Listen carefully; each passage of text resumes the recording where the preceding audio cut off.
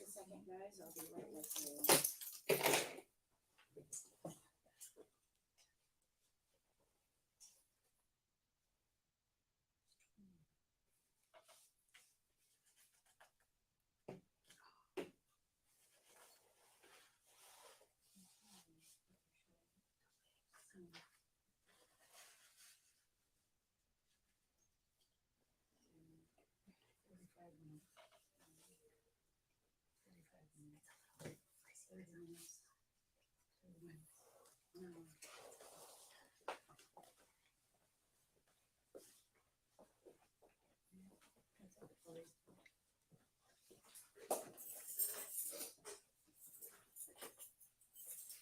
Give me 1 second, guys. We'll get started. 7 days, 2 days, 30 days, and 3 days.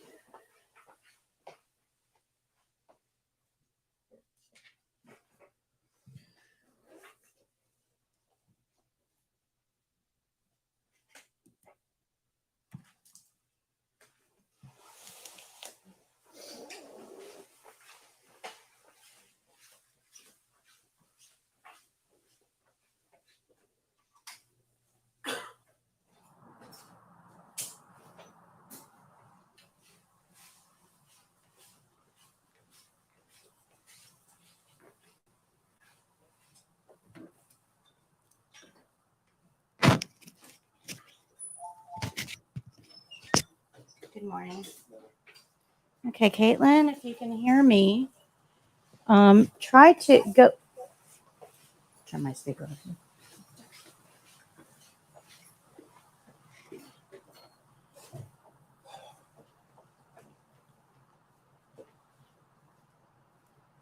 All right, Caitlin, if you can hear me, go out to the main control room, take those 2 down, and try to re-add them and see if that works.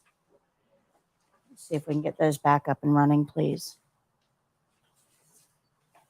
All right. Good morning, guys.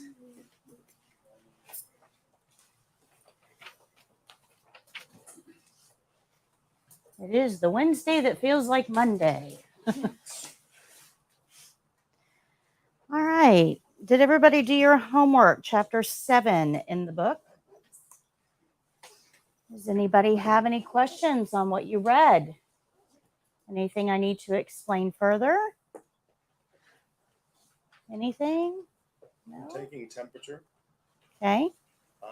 It says that you're not supposed to take temperature if they're on oxygen. Is that what it is? Right. And that's because oxygen is cooler than ambient air. Oh, okay.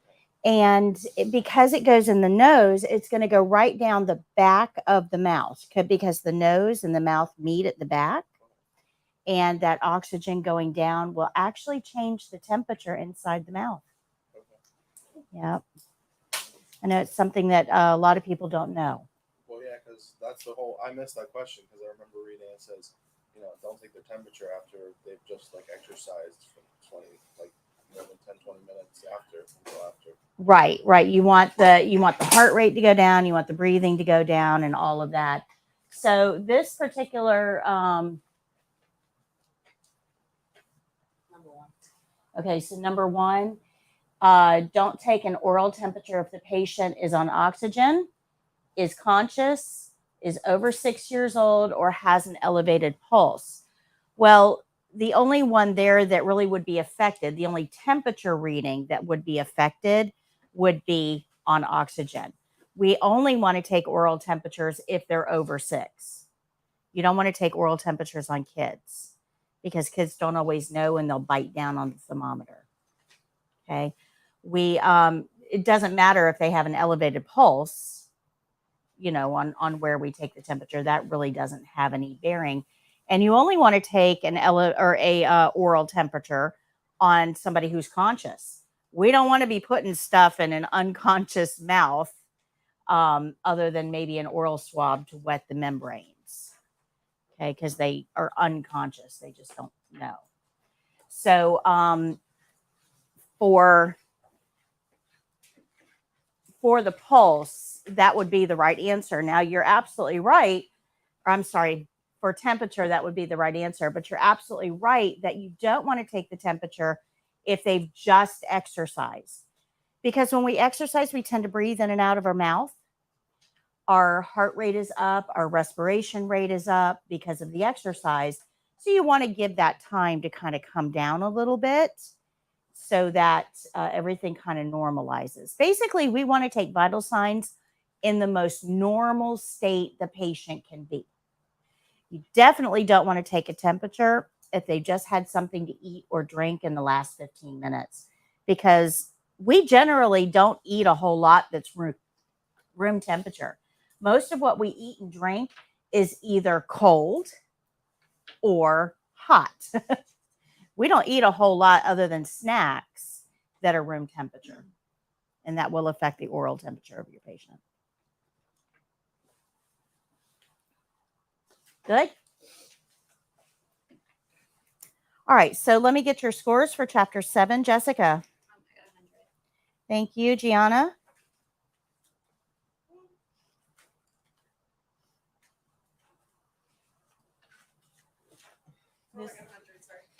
Okay, thanks. Gianna, I need 1, 3, 5, and 6 from you if you have them.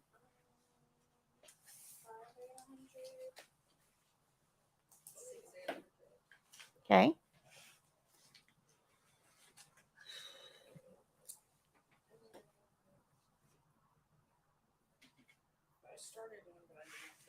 Okay, what about 3? Did you get to 3 yet? No, I didn't. That's fine, no worries. If I have a blank, I'm just going to ask you until I get it filled in. So, Cheryl. 100. Thank you. Ashley. Jacqueline. 90. Jacqueline, do you have 5 and 6 for me? Yes, I have a 100 on 5 and a 90 on 6. Thank you. Gabriel. For chapter 7 is 90. Do you have 5 and 6? 95 for both. Thank you. Kayla. 7, I got 100. Do you have 4, 5, and 6 for me? 4 is 90, 5 is 95, and 6 is 100. Thank you. Lindy. 100. Thank you. Paula. 95. Thank you. Dwayne. 100. Dwayne, do you have 2 and 3? 70 for both. Thank you. Faith. 95. Okay. And Faith, I need 3 through 6, please, if you have them. If you don't have them, that's okay. That's fine. Okay. For chapter 6, I got 95, and for 7, the same. Thank you. Griselda. Lewis. 100. Thank you. Lewis, do you have 5 and 6? Yes, ma'am. Both 100. Thank you. All right. Anybody I did not call? Anybody here? Okay. All right. So lots and lots and lots to do today. I should be able to give you a little bit of practice time at the end of class today too, depending on how well we do going through this. We have a lot of things to cover today. Almost everything, though, is a repurposing of something that we've already learned. So nothing really new and exciting to learn. We're just going to learn how to apply what we've learned to a different type of skill. That's really it. We do need to learn a little bit about the urinary system, which we'll go into in a little more detail later today. We only have 1 week left, guys. That's it. And for you guys, it's only 1 class left on Monday. So we normally would graduate out on Wednesday, but remember, I'll be in Texas at a conference, so I won't be here. So you guys will be graduating out on Monday. Now, you can come in and practice on Wednesday, but I kind of need a show of hands. Who's planning on being here on Wednesday. I will not be here. The room is available. Who is absolutely planning on being here on Wednesday to practice? Okay. All right. Just be aware that I am juggling so much, guys. You have no idea. So my store is getting a total makeover in 2 weeks. Like everything is moving out of it. The whole thing is being redone. All the fixtures on the walls, everything's going to be redone. So we've got a huge amount of racks and other things that they're going to be putting in there that's going to be delivered Tuesday or Wednesday. The only place I have to store them is in here. So just be aware that on Wednesday during practice time, there may be, we may have to have you kind of relocate. Does that make sense? Okay. Or we may have to shut it down a little early if they're going to be working in here and putting stuff up. So just kind of be aware of that. We'll try to work around you. But we're short on time. So, yeah, it's a huge amount of like 2 truckfuls of stuff that's going to be delivered. So it's huge. So yeah, Wednesday is, as of right now, you'll be able to come in and practice, but kind of be aware that those plans may change moving forward. Okay. All right. The following week, however, you'll be able to practice. Okay. Oh, all right, Caitlin. I'll have to get in there and look at that later. So normally I remind you of the game show, and the game show should be occurring next Tuesday. It's on the 1st and the 3rd Tuesday of every month. And if you didn't catch the first week of class, so you guys actually have 2 game shows while you're in class.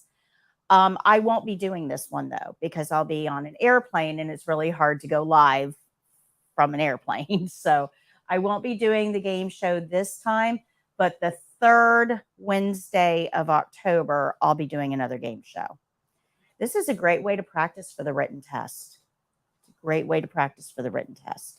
So just be aware that we have that to offer you as well. And it's free and I give prizes. Okay.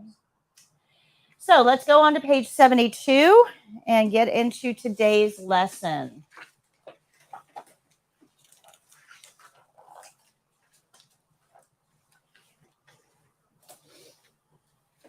Today we're going to learn how to transfer a patient from bed to wheelchair. Do you guys remember ambulate with a gait belt? Yeah, this is so similar to ambulate with a gait belt.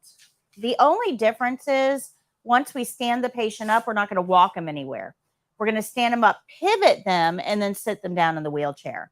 So all of the same principles that we learned for ambulate with a gait belt, they're all going to apply. We're still going to make sure they have shoes on. And in this case, you're going to find out in a minute, they're going to start out in bed. So we're going to have to put shoes on them. Okay. We still want to put the gait belt on the proper way, over clothing at the waist, 4 fingers between the belt and the patient. We're still going to use those same body mechanics, 1 foot in front of their feet, 1 foot beside them. We're still going to hold the back of the gait belt when we lift them, and we're still going to count before we lift. All of those things are the same. The biggest difference is that once we get them standing, we're going to turn them so that they can feel that wheelchair behind their legs. Remember, that's a principle. And then we're going to sit them down in the wheelchair and adjust the wheelchair. So you already know a lot of this. What you need to learn for this skill are 2 things. Number 1 is the wheelchair. How do they work? What do we need to know? The second thing that you need to learn is how to pivot somebody onto the side of the bed. And that takes a little bit of instruction. Okay, so I'm going to get there. So let's start out with care plan. At the top, page 73, you'll see the care plan way up here. That care plan, let's see here. I should have, I don't. That care plan tells us to transfer the resident from bed into the wheelchair. The resident is unable to walk or take steps. You want to underline that or highlight it. It clearly states our patient cannot take steps. That's going to impact how you do this skill. If you don't get the wheelchair close enough that we can do this as a pivot, that's going to affect your score, because what does our care plan say? They can't take steps. So if you are forcing somebody to do something they can't do, that's a problem, right? Make sense? Okay, then it tells us a gate belt or transfer belt is required to transfer the resident, and the resident will stay in the room. Easy enough. Resident will stay in the room. Now, if I were going to leave you in a room somewhere,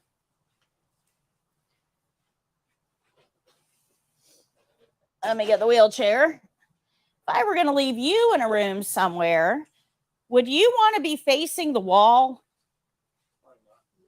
Probably not. Yeah, it's something we don't really think about too much. But no, we probably don't want to be facing the wall. We want to be looking maybe at the TV, or at the very least at the doorway watching people, right? We don't want to be isolated. If you leave somebody staring at the wall, it kind of feels like a punishment. So a big part of this skill is to make sure that the patient isn't facing the wall at the end. It's kind of something that you wouldn't really think about. All right. So if the feet hit the floor, we're going to talk about their shoes. For the skill, for the test, this is going to be done on another live person. So you guys might be a patient for this particular skill. Now remember, way back on day 1, we talked about the test. And I told you that when you go in and to the test and they check you in, they're going to ask you, do you have any conditions that would keep you from being a patient for any one of these skills? And you're going to tell them if you do. This skill applies as well. If you've got a bad ankle, let them know. But when they're talking to you about all this, they're assessing you. Now, nurses, we are trained to assess without even thinking about it. We assess all day long, right? But one of the things that they're going to look at is your body size, because if you're assigned to do this skill, they're going to pair you up with somebody your body size or smaller if possible. And they're also going to look at your shoes. Now, everybody has to wear closed-toed shoes for the test. But specifically, what they're going to look at are slip-on shoes. Mm-hmm. If you have slip-on shoes, the skill becomes a little bit easier for the person performing it. So, yeah. So, if there's somebody your body size or smaller and they have slip-on shoes, that's who will be your patient for this. Good? Does that make sense? Okay. But we're going to have to put shoes on. We're going to get this patient pivoted so they're sitting on the side of the bed, and then we're physically going to have to bend down and put shoes on them. You can't just say, yeah, I would put shoes on you.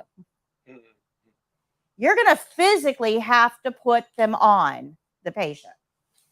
So don't skip that step. Now, there's no easy way to say this, guys. I've been doing this a very long time. And students cut corners when you're practicing. When you're in here practicing, you won't do the opening, you won't do the closing, you'll cut right to the skill, and then you'll shortcut that too. You won't bend down and put shoes on the patient. You'll just say, yeah, I would put your shoes on. But the problem is that when you're practicing, these are the habits that you're going to take into the testing center. And if you're not doing your opening, you know what's going to happen on test day? You'll forget it. You'll go right into the skill. If you're not doing the closing, do you know what's going to happen on test day? Remember that your opening and your closing make up half of your grade. Half of every one of these checklists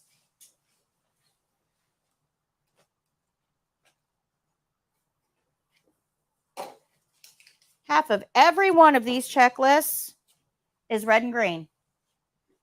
You guys see that? Half of every one of these checklists is red and green. So if you aren't doing the opening, you aren't doing half of the skill. What do you think that's going to do to your score? Nothing good. Nothing good. So when you are practicing, you need to practice as if it is the test. Do your opening, do your closing, and put shoes on the patient. Now, I'm telling you this out of experience. I've had students that went to the test and they're like, I cannot believe I forgot to put shoes on the patient. I know I'm supposed to. I know that's an important graded step. I can't believe I forgot to do it. And my first question is always this: did you practice by putting shoes on a patient? And their answer is always, no, I didn't. I just said I would. That's why you forgot it. Okay. I'd hate for you to make $155 mistake. Because that's what it is. When you fail the test, it is $155 mistake. Because you're going to get to pay again. So my goal is to make sure that you've practiced well enough that you're not going to make that mistake, that you're going to be successful in the first attempt. Good? Make sense? Okay. All right. So if feet hit the floor, we talked about their shoes. Remember that slipper socks are never enough to keep a patient safe. So even if your patient has slipper socks on, it's not enough. You need shoes on. Now, in a clinical setting, what do you think you should do if the patient doesn't have shoes?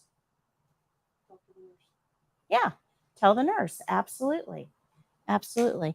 I would personally put a second set of socks on just so that I can take that set off before they get into bed. Right? So at the very least, I'm going to try to protect them from pathogens if I can't protect them from sharps. Make sense? Okay. All right, we already know this. Gait belts are applied around the patient's waist. We check it with 4 fingers. We know this. We've seen this before. This is nothing new. Their feet must be flat on the floor before standing. Again, nothing new. We learned this with ambulate. And you do have to verbally check this during the exam. You actually have to say, I see your feet are flat on the floor, or are your feet flat on the floor? But you have to verbally acknowledge this in some way during the state exam. Hold on a second. That camera is really bugging me. Let me spin it around.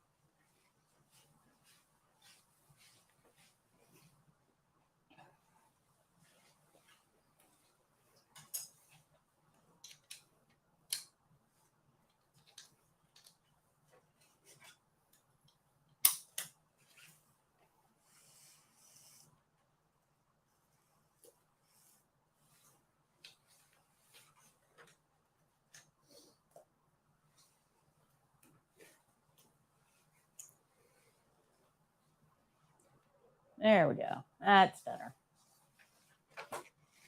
All right. We already know this too. We're going to count to 3 before we lift our patient to make them a partner. This is nothing new. So are you seeing that transfer is not much new yet? Okay. This is not new either. Just like with ambulate, before we sat the patient down, we had to make sure they could feel that chair behind them. We're going to do the same thing with transfer, but there is a little bit of a difference. With transfer, I'm kind of holding that patient in that spot, right? Because we're transferring them. So that's a long time to hold a patient to ask, can you feel the wheelchair behind your knees? And for them to say yes. That's a lot of time for me to hold that patient. So instead, before I lift the patient up, I'm going to prepare them. I'm going to tell them, I'm going to lift you to a standing position, pivot you around. When you feel that wheelchair behind you, I want you to say sit. So I'm going to lift you up, pivot you. When you feel the wheelchair, say sit. Ready?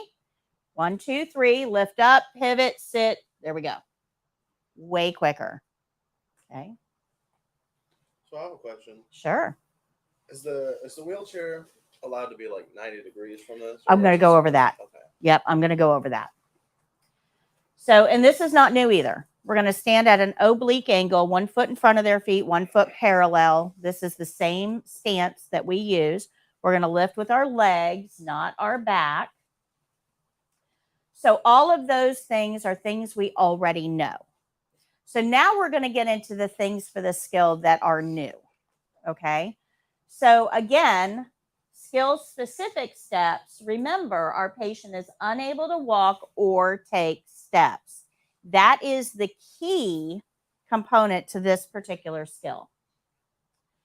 So our goal here is to pivot the patient into the wheelchair using the gait belt. That is our goal. That is what we're going to do. But you can't do it with the wheelchair in that position. Because if the wheelchair is in that position, it's going to take steps for the patient to get there. So keep that in mind as we go through this. Okay. But let's talk about brakes. Brakes are very important. This wheelchair is the one that you see here. Every wheelchair is going to be operated a slightly different way. Okay, a slightly different way. Some wheelchairs, you push the lever forward to engage the brake. Some wheelchairs, you pull the lever back to engage the brake. When you go to your testing center, they're going to show you around where everything is and how it all works. If you get wheelchair, this is something they will go over with you. They will show you how to open the wheelchair and how to engage the brake if you get this skill, okay? But if you look here, I've outlined it for you to make it a little bit easier to see. This lever is not touching this wheel surface. These brakes are not on.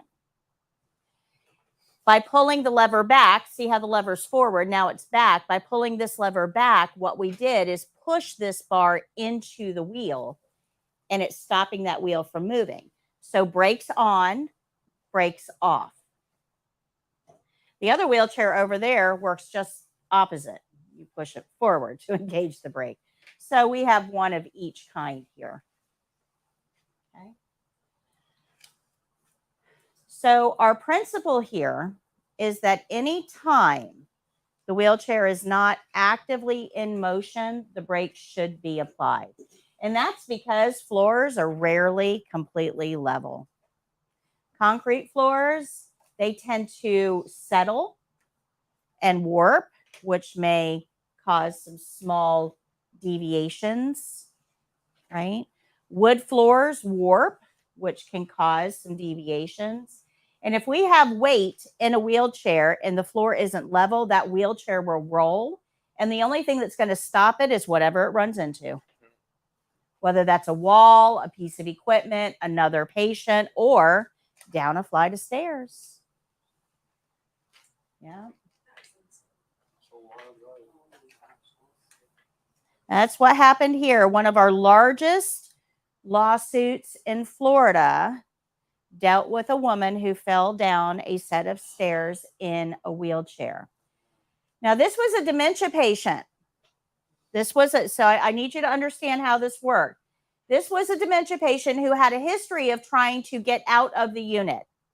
She was an elopement risk. That's what we call it when they get out of a unit without permission or without somebody taking them. Supervision. Elopement. So this patient was a high elopement risk. She had already tried like twice that shift to get out this door. And she had dementia. They had seat belted her to her wheelchair. Did the doctor give that restraint? No. So she was seat belted to the wheelchair, managed to get this door open because the alarm on the door wasn't triggered, wasn't active. And because she had dementia, had no awareness of safety. And she went tumbling down a set of stairs and died. This was a $200 million verdict. $200 million verdict.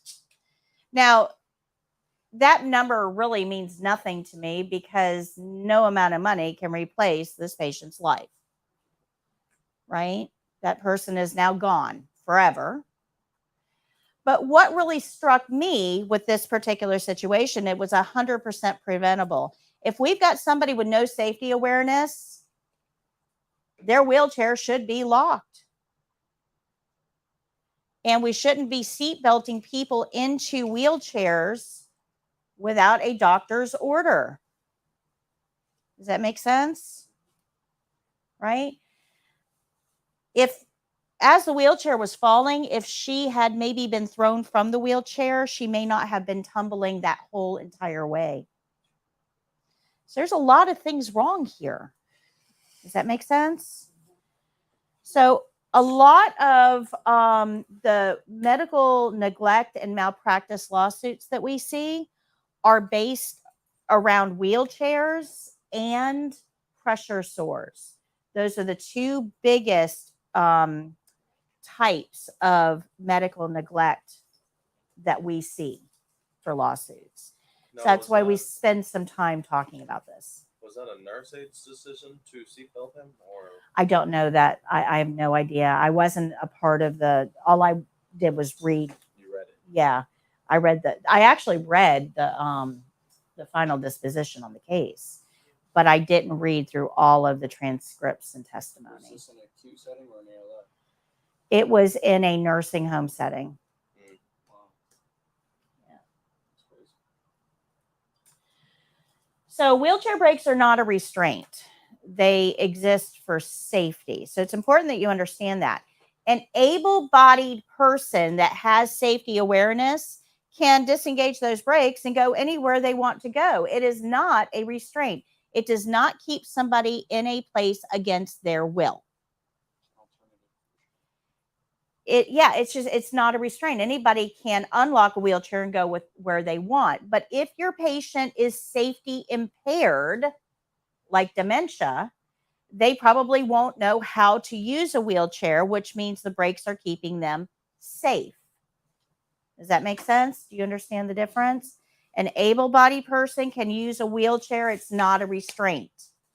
But if you have somebody with a cognitive deficiency and they're not aware of safety, or a physical deficiency where they can't stop a wheelchair if it starts to roll, brakes have to be applied. Okay, good? Good. So all wheelchairs should be locked when not actively in use. This is a principle, and it could show up on the written test as well. Okay? All wheelchairs must be locked if they're not currently in motion. So let's talk about the seat height. And I took a picture of this because the picture shows it from the angle. It shows it a little bit better than if I pull a chair up. But do you see how the wheelchair seat is much higher than a regular chair? Do you know why that is? So we can take their feet up when. Yeah, because we're trying to roll them. Yeah, the whole purpose of a wheelchair is to make the patient mobile, right? We don't want their feet flat on the floor if we're trying to push them around. So the wheelchair seat is going to be higher. Now, most people don't really think about this because it's logical. We're going to move somebody. The wheelchair seat should be higher. But there's a problem with this, and it's a really big problem that most people don't think about. So that's what we're going to get into now. That is a circulation nightmare. So along the back of your legs, you have an artery that's taking blood down to your feet, and you have veins that's bringing blood back to your heart from your feet. So two systems connected in the middle. So arteries taking blood down, that's a high pressure system. Veins are bringing blood back up, low pressure system. All of those vessels run right along the back of your knee.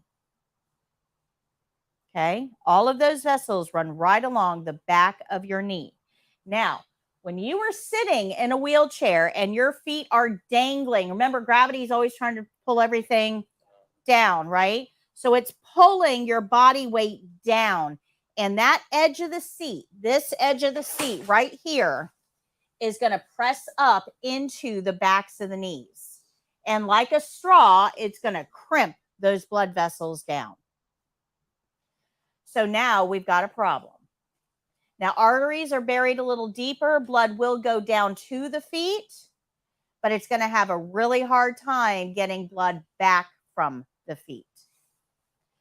So that means with all that extra fluid trapped in the legs, we could end up with swelling. Yep. I've seen it. Yep. We can end up with swelling. We can also end up with something much, much worse. Because as we compress those vessels, those veins have valves in them. As we compress, the blood isn't able to go through those valves, and those red blood cells kind of clump in place. And anytime blood slows or stops, it tends to clot. So if we have a patient sitting in a wheelchair and their legs are just dangling, they are at risk for swelling and blood clots. That's not a good situation, is it? So there's something we can do here, and that's using foot pedals. If you make sure those feet are supported on foot pedals, then we don't get that compression up into the back of the knee. Okay. That area, the back of the knee, is called the popliteal fossa. You don't need to know that, but it actually does have a name, the popliteal fossa. And that's pushing, that seat is pushing up into that area, compressing those vessels if you do not have the feet on foot pedals. So what happens when it clots? So, well, blood clots aren't good. It's going to block the vessel. Do you remember when we talked about diabetes? Mm-hmm. Do you remember this? Remember that? You all right? Oh, yeah. Yeah, remember that? Right? That is a clot. Okay. So if we have a blood clot in there, good blood isn't going to be able to get around it. That could be a problem. But a bigger problem is that that blood clot can actually break loose. And if the blood clot breaks loose and travels, all veins lead to one destination, the heart. And that heart is going to push blood to the lungs to get oxygenated. So if we have a clot that breaks free, so let me back up. A clot in the leg is called a DVT, or deep vein thrombosis, a DVT. If that clot breaks free and starts to travel, it's now an embolus. So we go from a thrombus to an embolus. And if it gets into the lungs, it can actually keep us from breathing. So, If the embolus gets in the lungs. Mm-hmm. so Yeah. if a clot does occur and it causes health issues because we didn't use those, Mm-hmm. that's considered neglect, right? Absolutely. And that could be grounds for a case? Yeah. Absolutely. Oh. Uh-oh. Absolutely. Do you see why we're spending some time on foot pedals? Not only does it result in potential litigation, but it results in serious consequences to our patient. Good? Always best to avoid. So, say for instance, you have Mhm. a patient, they have a wheelchair, but you cannot find any of the little leg things.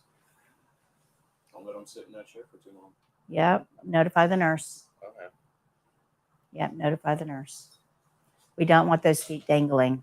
Now, I will say that there is a different type of wheelchair, and I probably need to create, Caitlin, make a note to create a slide on a companion chair for me. So there's another type of wheelchair called a companion chair. It kind of looks like a wheelchair in that it's mobile, but it's a little bit different. A companion chair isn't going to have these big wheels. They have 4 of the small ones. Okay, see the small wheels in the front? So instead of having the big wheels, it has 4 small ones, and it's lower to the ground. Being lower, it's just like a regular chair. Their feet are flat on the floor. They're not dangling. That's the whole point. We don't want it dangling. So feet flat on the floor is okay. And those companion chairs actually let patients pad. That's the term. They just use their feet and kind of walk their little chair anywhere they want to go. And it's a way of kind of getting around. So companion chairs are used if a patient still has lower extremity mobility. They can pad and safety awareness. So they're not padding down a flight of stairs. Okay. So who would make that determination? The nurse, yeah, the nurse or a doctor. Yep, it would have to be part of the assessment. Now, if you've got a patient in a companion chair and you know that they're getting more and more confused and their safety awareness is being affected, what do you think you should do? Yeah, let the nurse know right away, because they may not have the awareness to get themselves out of trouble they find themselves getting into. Good? Makes sense? So when we're working with wheelchairs have big wheels. Companion chairs have small wheels. Companion chairs are lower, so we don't have this compression issue. Okay? Good? So foot pedals are a big deal. But the problem is that foot pedals come with their own set of problems. So when we have a wheelchair, we have two parts that we're going to talk about. We have leg rests, which are the metal braces, and then we have foot pedals. Foot pedals fold up and down. So here, if you look at this, these are my foot pedals. They fold up and down. The leg rests, the things that hold the foot pedals, they lock into place. So right now, it's locked into place. I can't really move it. At the back is a little catch. If I release that catch, these things move out of the way. When I'm getting ready to put a patient into a wheelchair, I want to get these leg rests out of the way. Once the patient is in the wheelchair and I need to support their feet, these are going to swing back in place and they lock. Did you hear that lock? Let me do that again for you. It locks in place. Okay. So when we're preparing a wheelchair for a patient, we're going to fold the foot pedals up and swing those leg rests out, put the patient into the wheelchair or take them out, either way. And then once we get them seated in the wheelchair, those leg rests will swing forward, foot pedals will fold down, and now they can support the patient. Of course, wheelchairs need to be locked anytime they're not actively in motion, which means when we're transferring patients in and transferring patients out, they should always be locked. Okay. Found a lot of lawsuits on that. So this shows you the 3 different positions of foot pedals and leg rests. So let's go through the first one. When in use, our foot pedals should be down and our leg rests forward to support those feet. When stored, it's going to be in this position. Leg rests forward, but foot pedals folded up. And the reason is, if I want to compress this wheelchair for storage, if those foot pedals are folded down, they're going to conflict. You can't close the wheelchair. So you need those foot pedals up. And they bring themselves together when I close the wheelchair. You want to make sure those leg rests are locked in the forward position, because if not,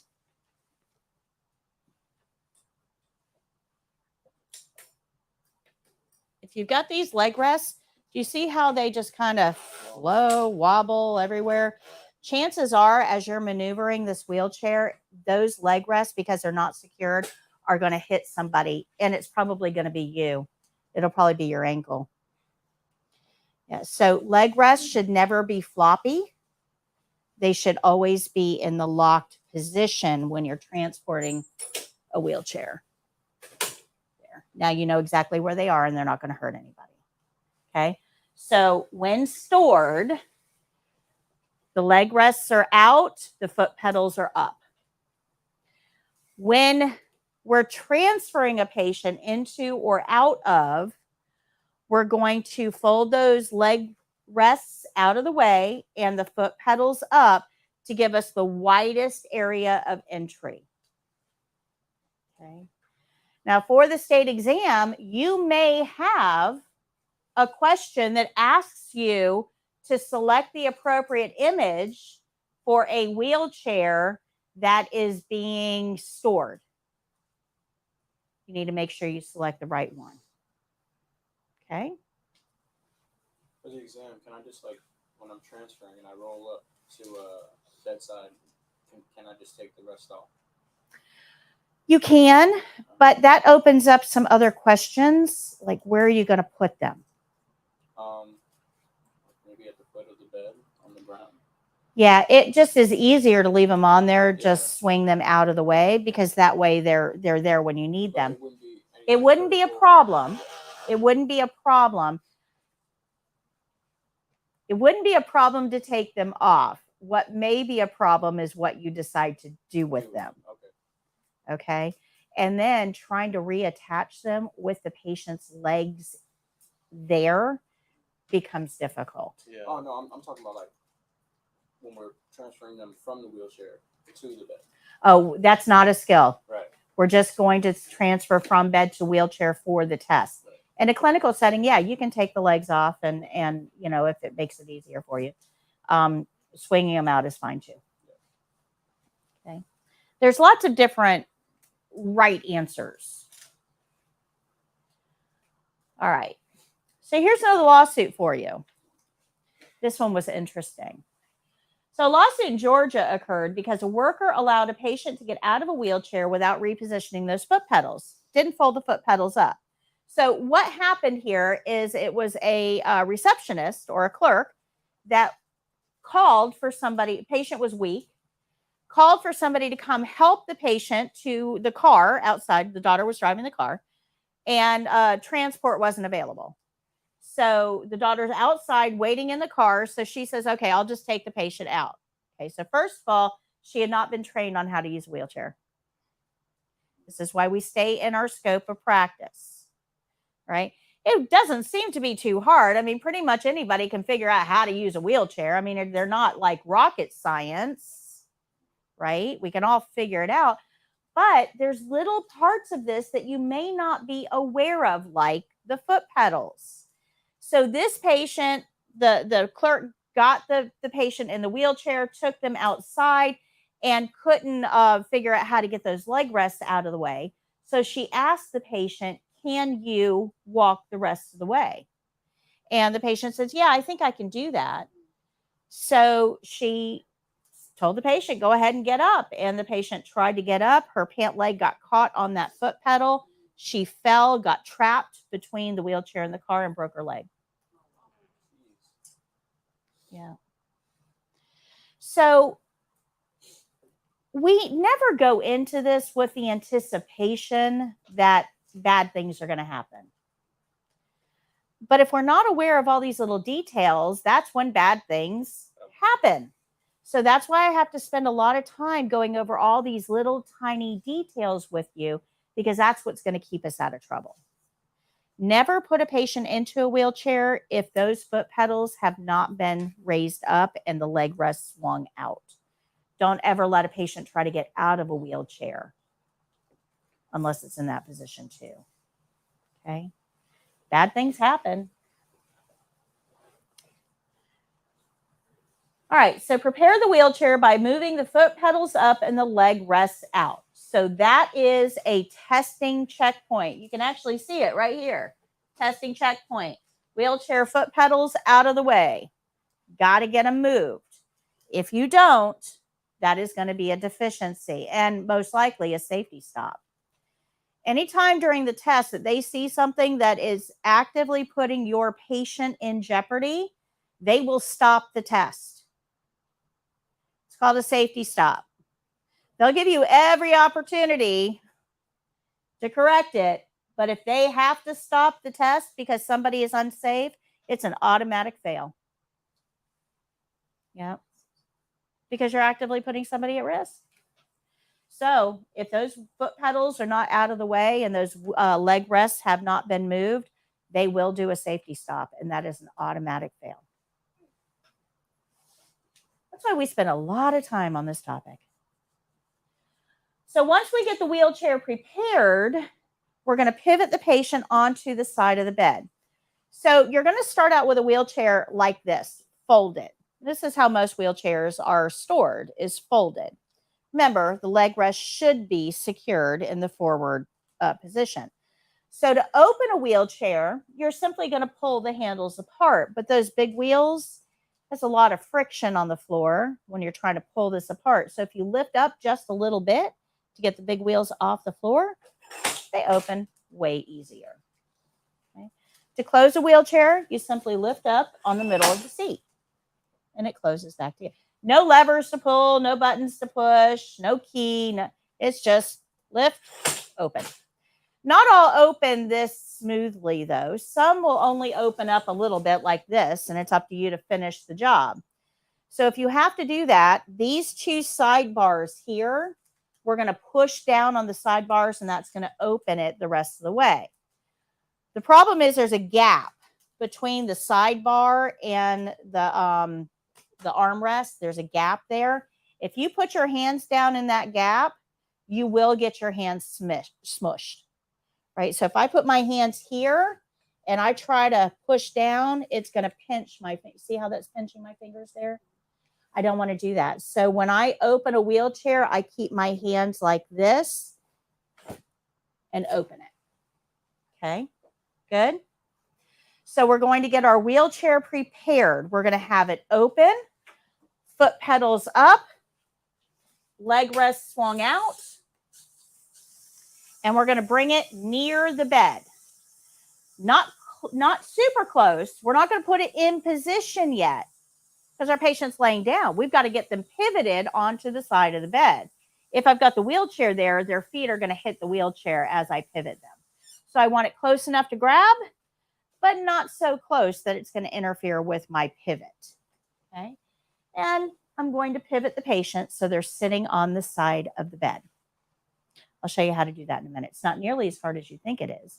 It doesn't take as much upper body strength as you think it does. I'm going to show you how to do this efficiently.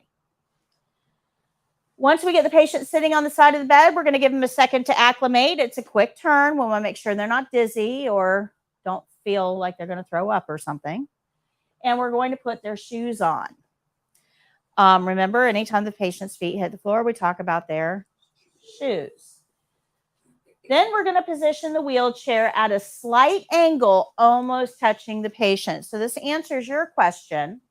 We're going to bring this wheelchair super close. Do you see how that's almost touching the patient? That's how close I need to be. That's how close I need to be.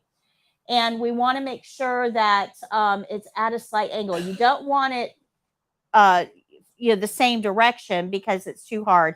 You don't want it at a 90-degree angle either, because then you're turning the patient all the way around, and that's putting a lot of torque on your lower back. You just want it at a slight angle. Pay attention. Our foot pedals are up, and our leg rests are retracted, and our brake is engaged. So we're going to get that wheelchair in the right position. We'll make sure that wheelchair is locked. And then we'll put the gait belt on. Now, you can put the gait belt on before you move the wheelchair after. It really doesn't matter. Pick your poison. Doesn't matter. But you want to get that gait belt around the patient. How do we know it's tight enough? 4 fingers. Yep. Once we're ready to lift the patient, we're going to ask them to put their hands on our shoulders. We're going to assume the right stance, which is 1 foot in front of their feet, 1 foot beside. We're going to grab the back of that gait belt and we're going to count to 3. On the count of 3, we're going to lift up, pivot, make sure they can feel that chair behind them, and then sit them down. Make sure you're providing support as we lower them. So we're going to use proper body mechanics, lifting with our legs, not our back, and make sure they don't take a step. Okay. So we want to make sure they can feel that wheelchair behind them. And again, I don't want to be holding. Do you see how much I'm holding that patient? See that gait belt? That's supporting a lot of weight. I don't want to be doing that for a long time. I'm not that strong, guys. So I want to make sure that they know before I pivot them what's expected of them. When you feel that wheelchair behind you, say sit, or say now, or say okay, or I don't care what buzzword you want to use. Rumpelstiltskin. I pick a word. Tell them what your word is. What's your safe word? What's your safe word? Yep. Yep. All right. Once we get the patient sitting in the wheelchair, we're going to bring those leg rests forward, fold those foot pedals down so the feet are safely secured on those foot rests and we don't have that compression at the back of the knees, and lock the wheelchair. But if you notice, I've turned the patient around so that they're not facing the wall before I lock the wheelchair. You really have to turn them before you put the foot pedals out, because remember, if you go back to, hold on, You'll find it. I'll find it. Nope. You're looking for the wheelchair against the bed. Yeah, wheelchair in bed. There it is. All right. So if you remember, this foot pedal and leg rest is up against the bed. You can't fold it forward. It's up against the bed. So you really need to move that wheelchair to get that leg rest and foot pedal accessible. Okay. So where were we? So what if your facility doesn't carry gait belts? Then your care plan would not tell you to use one. Okay, so you just have to. That's No, you would go by whatever method your care plan tells you to. There is an emphasis now on not using brute strength with patients. We're not supposed to be using a lot of strength with patients because of the risk of injury to the patient, but also to you. So we're using a lot of mechanical lifts or gait belts or other tools to be able to transfer patients effectively without risking so much injury to them or you. Okay, so go by your care plan, whatever your facility is requiring. okay. Do gloves have to be used when dressing a resident with a weak arm? Glove rules. Yep, good question, Debbie. How do we know when we're supposed to wear gloves? If we're going to touch, Personal skin, fluids, holes. okay, all right. So body fluids, personal skin, or non-intact skin. So with this particular skill, with dressing a resident with a weak arm, you can't see me, with dressing a resident with a weak arm, if you're not going to be touching body fluids or personal skin or non-intact skin, you don't need gloves. I can't give you an answer for the entire skill. It has to be based on the patient you're doing that skill on. So if you're working on an incontinent patient who is leaking, we're going to get to incontinence a little bit later today, then yes, you would need gloves when dressing them because there's body fluids. If you're working with a patient with a huge hip incision, that's an opening, a skin opening, you would need gloves. If you're working on a patient whose skin is intact and they're holding on to all their own body fluids and you're not going to go anywhere near personal skin, you don't need gloves. So it's based on the patient, not the skill. Hope that helps. All right, so getting back to here, we've turned the wheelchair. We're going to lock it in place and put the feet on the foot pedals and remove that gait belt. Don't leave the gait belt on the patient. We don't want to do that. We're going to remove the gait belt after we've used it. And then we want to make sure they're positioned properly in the wheelchair. Their hips against the back of the seat. They're not all slumped over. You know, make sure they're positioned right. And then we're going to do all those C's of the closing. Right. Comfort, call light, clean environment, open the privacy curtain, clean your hands. All right. So any questions on that one? No?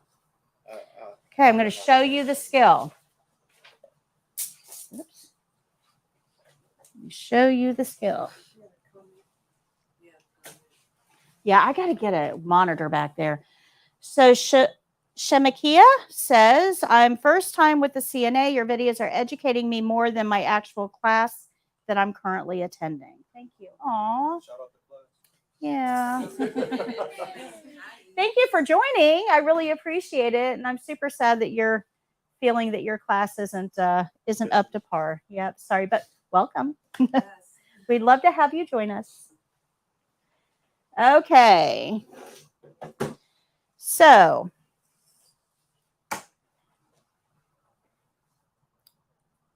What's her name? Jessica. Hi. Do you have a scrub top on under your? Yeah. Can you take your sweatshirt off for me for a second? There's a method to my madness. I'm not picking on you, I promise. If you take your sweatshirt off, yep, while you're standing, make your way over to me. Oh, my shoes. Yep. I told you. Nurses assess. Do you remember we talked about that? Can I ask you to move over to that chair for me, please? She was talking about slip-ons. I'm like, oh, busted. If you can take your shoes off, just leave them on the side. Yep. And then lay down in the bed on your back, please.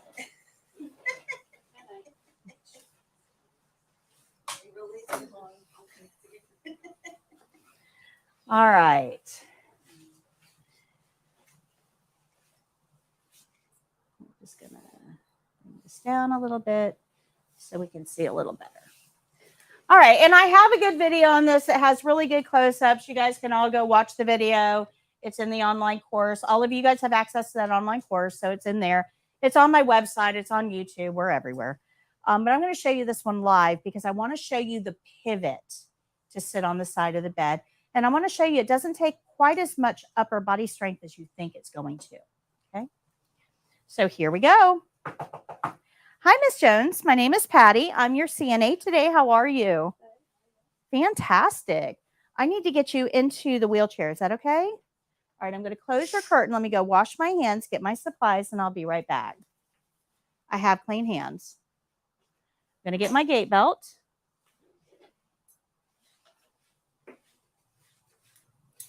And I want my wheelchair close, but not too close because I'm going to pivot her around so she's sitting on the side of the bed. If I've got that wheelchair right up next to the bed, it's going to be in my way. So I'm just going to bring it within reach, but not so that it's close. Okay. Can you scoot your whole body toward me? Okay. Now I'm going to get you sitting on the side of the bed. I'll do all the work. All I want you to do is cross your arms over your chest and relax. Okay, so to do this, I need a wide base of support. So I'm going to bring my legs about shoulder width apart, and I'm going to lean against the bed. You need to make sure the bed is locked. Otherwise, everybody's going for a ride. Okay, so make sure the bed is locked. I'm going to lean against the bed with my thighs for leverage. This arm's going to go underneath her shoulders. Now, we all get this part right. Her shoulder should be in this palm, not just a little bit under her back. I got to get my arm all the way under and get that shoulder in my palm. This arm is the one everybody gets wrong. It doesn't go under. It goes over. When you're in this position, this becomes a pivot. If you're in this position, it becomes a push-pull. Do you know what that does to my back? Too much. Okay. This smooth pivot, like ballet. Okay. So I'm going to put my hand under your shoulder, all the way across and over the knees. And on the count of 3, we're going to pivot. 1, 2, 3. You okay? Yeah. I know it's a quick turn, isn't it? Okay, you can drop your hands. Okay. All right. Good. I felt like she was getting a manicure. It doesn't take as much strength as you think it does because you're using torque and momentum. Now, you can put the head of the bed up if you want to make it a little bit easier so you're not lifting. That's perfectly okay. But the problem is if you put the head of the bed up, you lose your momentum. Now you're just relying only on torque. Okay.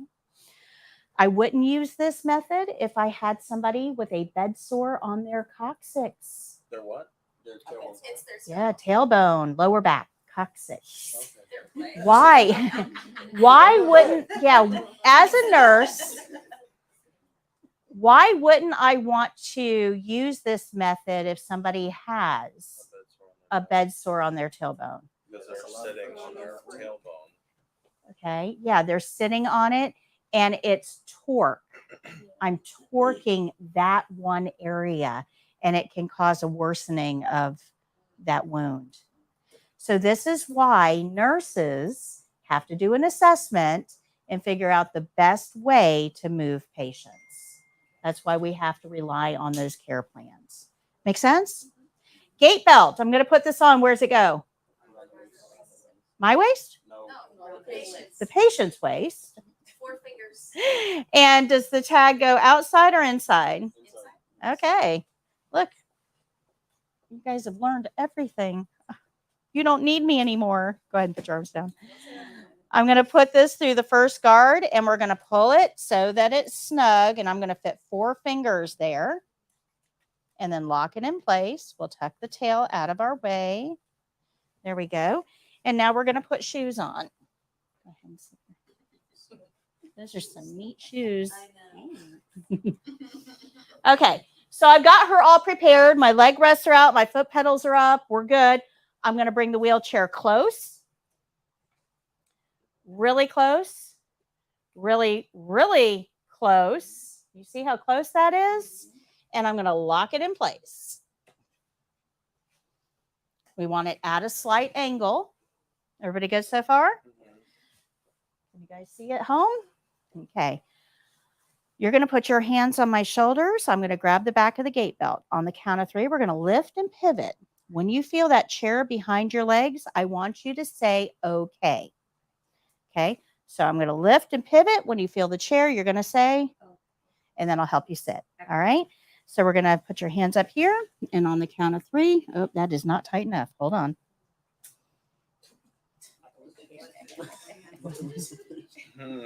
Remember, if this belt is not tight enough, it's going to go up underneath the patient's armpits or under their breasts, and it could injure them, or they could just slip right out of it, which could injure both of us.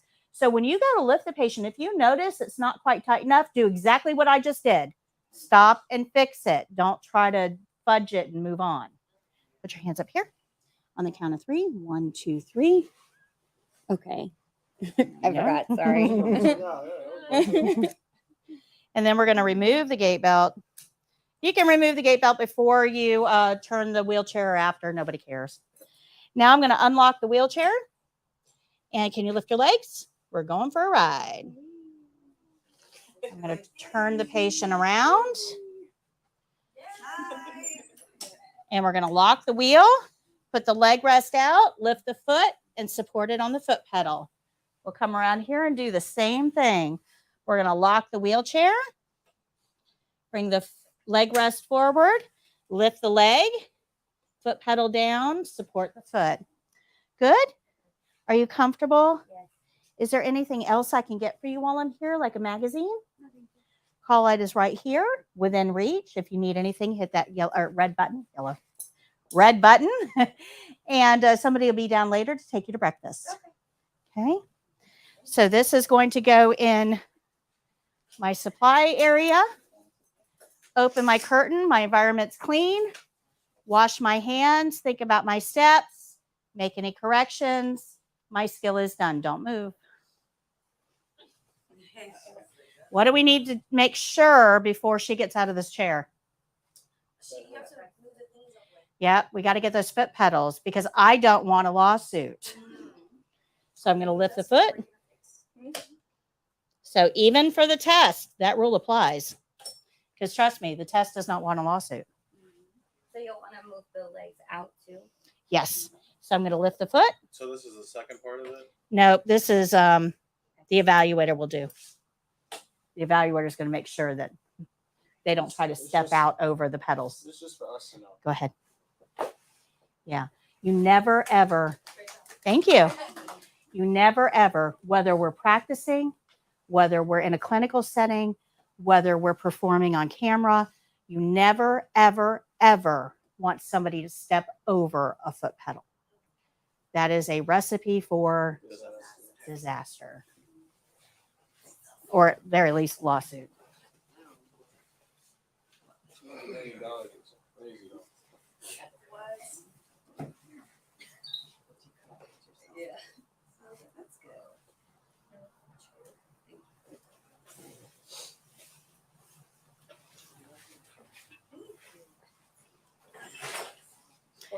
I'm in Amarillo. Do you know where I can do my state test? Rocio, no, I actually don't because Texas, I'm assuming Amarillo, Texas just changed testing providers. You're now using the Tulip system, and I don't know anything about it. I haven't been trained on it, so I can't give you any information. Contact your instructor for that specific information. I meant to ask. Yes. So when I do pass my exam, when do I know I passed? That day. That day? Yes. That day. You're going to get your results that day. And you're going to get results on the written and the skills. They both have to say you passed. If both of them say, if your written says you passed and your skills say you passed, congratulations, you are a CNA right then and there. And you can go apply for jobs. Your blue card, which is your actual certification card issued by the state of Florida, that blue card will come in the mail in about 5 to 7 days, but they can look you up. Any employer can look you up in their system within about 24 hours. Yeah, it's really quick. Florida is one of the quickest states for processing. Yeah. We may not be quick in other things, but we got this down. Oh, that's nice. All right, questions on that? You never straightened out those little pedals. Oh, yeah, good point. Good point. Good point. I was distracted by Amarillo, so trying to remember, is Amarillo, it is in Texas, right? It sounds like it. I would have. Yeah. Hopefully it's I'm gonna Texas. look it up later. Do you want me to Google it? I can Google That's it. all right. That's It's a okay. city. Any state other than Florida, I can't really help you with testing centers. Check with your instructor. How's that? All right, so let's go to page 108. Again, not much new for this particular skill. Most of us have eaten before, so you're somewhat familiar with how the process goes, right? I'd probably venture to say most of you have eaten this week at some point. Nothing new here.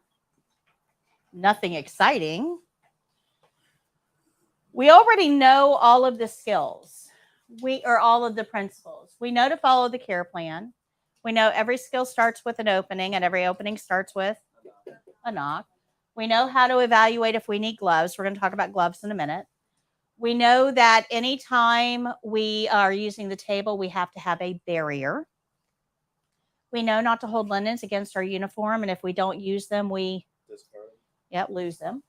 We know how to do the closing. There's not much here that I need to teach you other than skill specific. So, clean, call light, curtain, comfort. Yep. But let's talk a little bit about gloves really quickly when it comes to feeding. I don't have a slide on this. Gloves often give off an odor, particularly latex gloves. They give off an odor. That odor is a known appetite suppressant. So if you are feeding somebody and you are wearing latex gloves, and remember, those gloves are right under their nose, that's going to affect how much they eat. Yeah. So for this skill, as long as your patient isn't actively drooling or spitting on you, you really don't need gloves. You're at the end of a spoon. You're not contacting the patient. Now, this does change if they are having problems swallowing and they're, having some saliva management issues, right? But your care plan would tell you, don't wear gloves if you don't need gloves for this skill because it will impact the patient. The other thing that it does is affects the patient psychologically. Imagine for a second that you can't feed yourself and somebody has to feed you. That's hard enough. It really is. Psychologically, that's hard enough. But if they have to go and put a pair of gloves on, now you start to feel like, what's wrong with me? It sets up a kind of a Self-conscious thing. It does. It makes the patient self-conscious, but it actually it creates a conflict stage, and your patient again won't eat very well. So if you need gloves, certainly wear them. But if it doesn't follow any of our rules, if we're not going to come into contact with body fluids, we really don't need gloves for this. Does that make sense? Let me tell you about this skill. From a patient's point of view, this is one of the hardest skills for them. This is harder than Peri-Care from the patient's point of view. Now, the reason for that, I know you're like, are you kidding me? No, there's no way. Yeah. But the reason for that is that eating is the very first skill you become independent at. You learn how to hold a bottle way before you're walking, sitting, crawling. You're holding a bottle. You're picking up peaches and Cheerios off a high chair tray and getting them to your mouth before you even know what hunger is. Eating is the first skill you become independent at. When you lose the ability to feed yourself, it affects you psychologically in a way no other skill can. I have a question. Patients don't eat well when they're being fed because of that. So if you have a patient who's on Peri, you have to feed him. But he kind of lost it. But what is it when the patient, like I've let a patient hold a spoon before and they just shake? Okay, that it's well, it could be Parkinson's, it could be essential tremor. Yeah, sorry, I'm not a nurse or doctor. Just a hunch. Yeah, it could be a variety of things, but shaking, especially in the upper extremities, is generally caused by Parkinson's or some other neurological deficiency. Because I notice a lot of them that I give the spoon to because they were put on Puree will just shake. Yeah. There's something called essential tremor, which occasionally happens as we age. It's just, remember that our brain is a factory that ages with us, right? So are our nerves. So sometimes as we age, some people develop what's called an essential tremor. It's not due to Parkinson's. It's due to the fact that the brain and the nerves are just kind of winding down and the signals are intermittent. We don't have as good control as we should or as we did when we were younger. Does that make sense? So I can't tell you whether that particular patient is having an essential tremor or Parkinson's. Sometimes it's even due to stroke because stroke usually affects one side of the body. And again, those signals may be intermittently getting through. So there's a lot of reasons behind it. I can't give you like one that, Specific. yeah. That's all right. But the whole point is that we try to encourage independence whenever possible. We have spoons. These are really cool. We actually have spoons that are designed to stay, the spoon part stays steady, even though the hand is shaking. It's like a gimbal. How does that work? So, Like a gimbal. yeah, it's like a gimbal, I don't know. like on a, It's a steady cam. yeah. Assistant. So basically it doesn't pick up motion input, or it dampens the motion input from another source. You ever move a chicken and its head stays still? I have. It's been a while since I've picked up a chicken. It's like a gimbal. All right. Yeah. So these spoons can be used by patients that have a tremor to maintain independence. And you're actually going to read about that in chapter 9. So this weekend, you're going to be reading chapters 8 and 9. So 8 is on feeding and nutrition. So right in line here. And 9 is on rehabilitation. And they're going to talk to you about some adaptive equipment that's available. And this particular spoon is one of those things that's, highlighted in a picture on there. There's lots of different adaptive equipment that we can use to encourage independence. Patients eat better when they're able to feed themselves.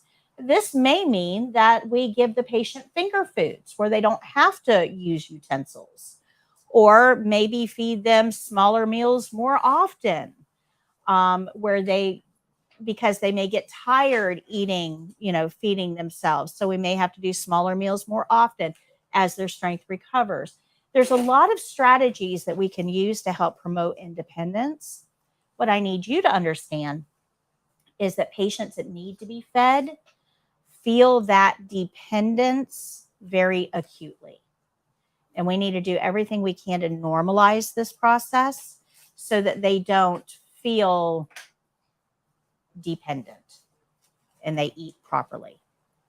A lot of your patients that are fed, they won't eat well. They'll take 3 or 4 bites and they'll tell you, I'm done. I don't want any more. Now, there's 2 reasons for this. Number 1 is the dependence issue. They don't like to be fed. It's a psychological thing. The second one is a lot of patients feel that they're taking up your time. And I don't know why they feel this way, but they do. They feel like you could better be serving somebody worse off than me. So they'll take a couple bites just to get enough nutrition in, and then they'll tell you to go take care of somebody else. Don't fall for that. You need to make yourself comfortable, encourage them, have a conversation. You need to be involved in the feeding process so that they eat adequately. If they don't have enough nutrition, what's going to happen to tomorrow's energy levels? Yeah. So tomorrow they're going to be too tired to eat. So they're not going to take in enough nutrition. And what happens to the next day's energy levels? Even lower. Yep. This is a downward spiral effect. And we see it with patients that are fed if we're not careful in how we approach this skill. Okay. So our care plan tells us to feed a resident a snack. What are we feeding them? A snack. That's going to be important in a minute. Remember, the care plan says that a cup of pudding is a snack. Okay. Feed the resident a snack who is unable to feed him or herself. The resident is sitting in a chair in an inappropriate position for eating. Now, our care plan is actually telling us, hey, pay attention. They're in an inappropriate position. Okay. They aren't requiring that you recognize that they're in an inappropriate position. They're telling you outright that they are. No matter what your eyes tell you, the care plan says. So if the care plan is telling us they're in an inappropriate position, what do we need to do? Yeah, get them to sit up. And for the test, we just ask them, hey, can you sit up straight, please? But you have to address it because our care plan tells us. Good. And then it says document intake on a food and fluid intake form. So you see that form here. We're going to see it again in a little while. But that form that we're going to use for the test has 2 boxes to indicate whether we're giving them a meal or a snack. Which one are we going to check? Snack. Care plan told us. So feeding does not follow the normal rules at all. So it's the only skill that we don't use a barrier on the table, a chucks, because our food tray is the barrier. So you don't have to put a chucks down. We're still using a barrier, but in this case, it's a tray, not a chucks. It's different because we don't close the privacy curtain. It's the only skill that we don't close the privacy curtain for. And that's because eating is a social event. People gather in groups to eat. Think about all the major milestones in your life. Birthday parties, there's always food. Baby showers, there's always food. Graduations, there's food. Weddings, funerals, food, right? So just backyard barbecues, there's food. We tend to eat when we socialize. You go over to a buddy's house, at some point, you're probably going to be calling and ordering a pizza because food goes with socialization. If you close that privacy curtain and you isolate the patient, they're going to feel that. Remember, it's already a hard skill psychologically. When you isolate them, it tells them something is wrong with them. They're not going to eat. We don't close privacy curtain. Patients have to be socialized. But it actually goes beyond that because this is the one skill that you have to have a conversation with the patient and it's graded. Every other skill, we're just going to tell them what we're going to do. I'm going to put your hand in the basin to soak it. I'm going to take your hand out to what, you're telling them the steps. This skill, you can't do that. You can't say, I'm going to put the spoon in the cup and get it half full and I'm bringing it to your mouth. We're not doing that. So we're not going to say the steps. Remember, this is the first skill your patient was independent at. What we're going to do instead is have a conversation. Now, it doesn't have to be a real conversation. You can make something up. That's okay. You can say there's a movie on the big screen in the theater tonight. Do you want to go? I think it's Casablanca. You can talk about a bingo game that's coming up. You can talk about the little kids that come trick-or-treating in the facility every year. You can talk, I don't care. Make something up, but have a conversation. Now, in a clinical setting, the conversations I have usually revolve around the pictures that they have out. We don't put our deepest, darkest skeletons on our walls for everybody to see. If it's on the wall, it's something they're willing to talk about. I've got a picture over there on my desk of me on a cruise, me and my husband on a cruise. You are more than welcome to ask me about that picture because I have it out and I am very willing to talk about cruising. I like it. Need more of it. I've had 31 cruises in my lifetime. So I really like cruising. Got another one coming up in December. So I really like cruising and I'm more than willing to talk about that. If we need to have a conversation for a skill, I'm probably going to be talking about cruising because it's something that I'm interested in. And you have got a clue about that because I have a picture. Our patients do the same thing. Things they're willing to talk about, they display. So look around their environment. If you see a picture, ask them about it. If you see a trophy, ask them about it. If you see a hand-drawing picture from a kid, ask them about it. Yeah, exactly. But if there's nothing, if we're in the dining room and there's nothing in the environment that I can ask them about, I have a couple of questions I keep in my back pocket for conversation starters. And one of my favorites is, what's the most exciting place you've ever been? It's a good question because now all of you guys are thinking, well, I don't know, what's the most exciting place I've ever been? And you probably have 2 or 3 options floating around in your head. They give us conversation opportunities. But sometimes your patients will surprise you. For sure. I had a patient in her late 90s living in an assisted living facility up in Citrus County when I was doing home care. And she was in her own apartment, late 90s, but she needed some help with laundry and she didn't want to cook anymore. And, so she was assisted living, but man, she was still with it. And I was there to do wound care on her legs. Now, both of her legs had extensive wounds on them. She just didn't have really good circulation. We were trying to get them healed up. And this is like a 45-minute dressing change. I mean, it's extensive. So I pull up my little rolling stool and I have a seat and I'm going to have to talk to her. It's 45 minutes. I'm not going to do this in silence for 45 minutes. That's awkward for everybody. Right? So I'm pulling up my stool and I asked her, so what's the most exciting place you've ever been? And her response was, oh, honey, I've never been anywhere. I said, really? Like, you're in Citrus County, so you've never been anywhere? She says, no, I've never left the county. You've never been to Ocala? She says, no. And then she stopped. She says, well, that's not entirely true. I was born in Brooksville, but I don't remember that. I was like, where did you honeymoon? She said, oh, my aunt had a cabin in Floral City. It was a great week. Wow. So you've been here in this county, haven't left ever for 96 years? Oh, my goodness. I am now settling in because we're going to have a conversation. This is living history. Living history. She remembers when the first road in Citrus County got paved. She remembers when the first car dealership went into Citrus County. Now it's the only thing Citrus County is known for is car dealerships. She remembers when the first McDonald's went in. There were 2 families in Inverness. The 2 big families in Inverness. Kind of like the Hatfields and the McCoys. And apparently, a daughter from one family was supposed to marry a son from the other family to kind of heal the rift.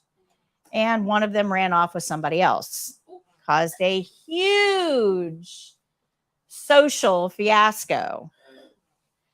So sometimes your patients that think they don't have anything to offer just need the right questions, and you'll unlock a treasure trove of interesting tidbits to learn.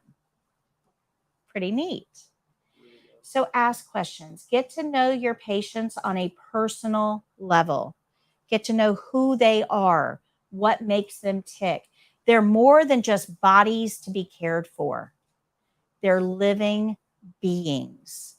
And we need to make sure that we're supporting not just their physical health, but also their emotional health. And feeding is an ideal opportunity to do that. Does that make sense? Everybody good with that? So conversations are important.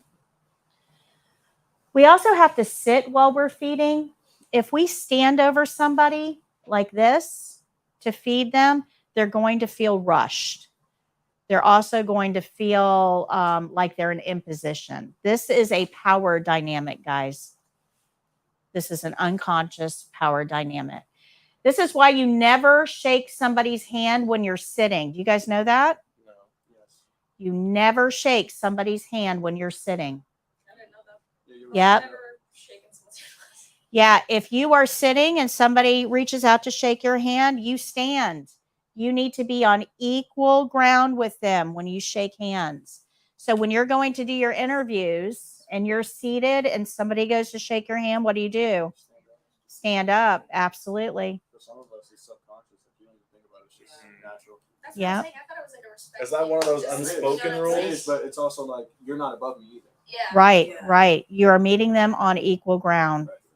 Yep. If you shake somebody's hand from a dependent position, it changes the power dynamic.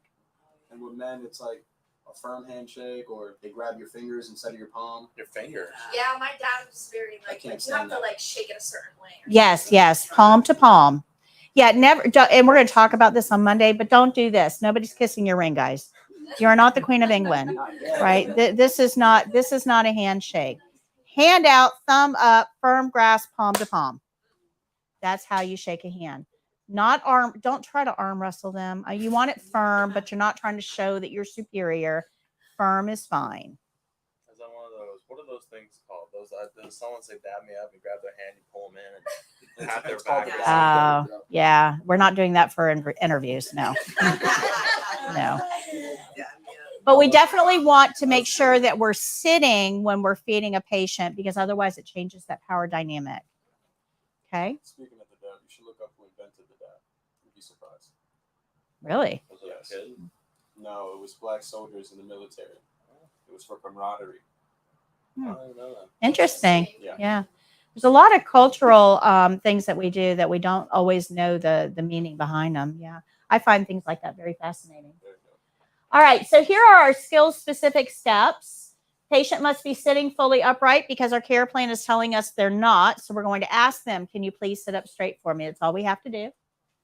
We're going to offer a hand wipe. Now, the reason we're offering a hand wipe is twofold.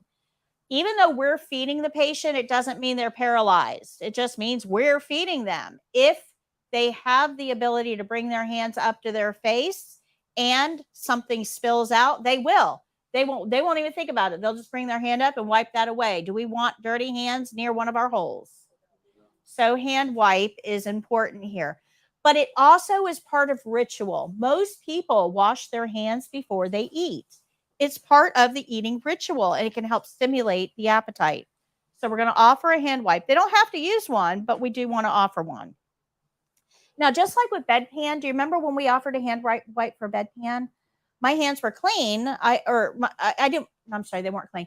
I had just taken my gloves off, but I didn't want to touch that hand wipe because I know where it's been. So what did I get to collect the hand wipe? Paper towel. So I'm going to do the same thing here because now my hands are clean. I've washed them. So I want to use a paper towel to collect that hand wipe. Good. I'm also going to offer a clothing protector. We do not call it a bib. We do not call it a bib. This is not a baby. We are going to offer a clothing protector, and the patient can choose to wear it or not. Either way is fine. Me, I need a clothing protector. Everything I eat ends up on me. I don't know how, it just does. So if you offer me a clothing protector, I'm probably going to take you up on it. I was eating that pizza one day. I was eating over the table, and it still ended up. Yep, on my belly. yep, happens to me all the time. Now, if I offered my grandmother a clothing protector, she would be highly offended because she is not a baby and she was a prim and proper woman. So your patient may or may not choose to wear it. We're still going to offer it. We're going to sit while we feed the patient. Remember, we need to be on even ground here. And we're going to offer a drink before feeding and every 2 to 3 bites. So let me explain this. This is important. You don't think about this, but not everybody eats the way you do. How many of you guys eat all of one thing on your plate before moving on to another? No, but I know somebody that does that. Oh my gosh. Okay. Nuts. How many of you eat a little bit of this and a little bit of that? Yeah. Move around the plate. Okay. How many of you don't like your foods to touch? I know someone who does. Okay. That's what I call that OCD. I don't know. How many of you like your corn and mashed potatoes mixed? Put 'em on. Yo. Okay. All right. How many of you eat salad before a meal if it's served? How many of you eat salad with a meal when it's served? How many of you, well, probably nobody in here, but in Europe, it's customary to eat salad after a meal. Really? I've done all of the above. Yep. Yep. In some cultures. Yeah. It actually supposedly helps with digestion. Yeah, Oh, cleanses. goodness. Yeah. I think Italy is one of them too. Yeah. So interesting, right?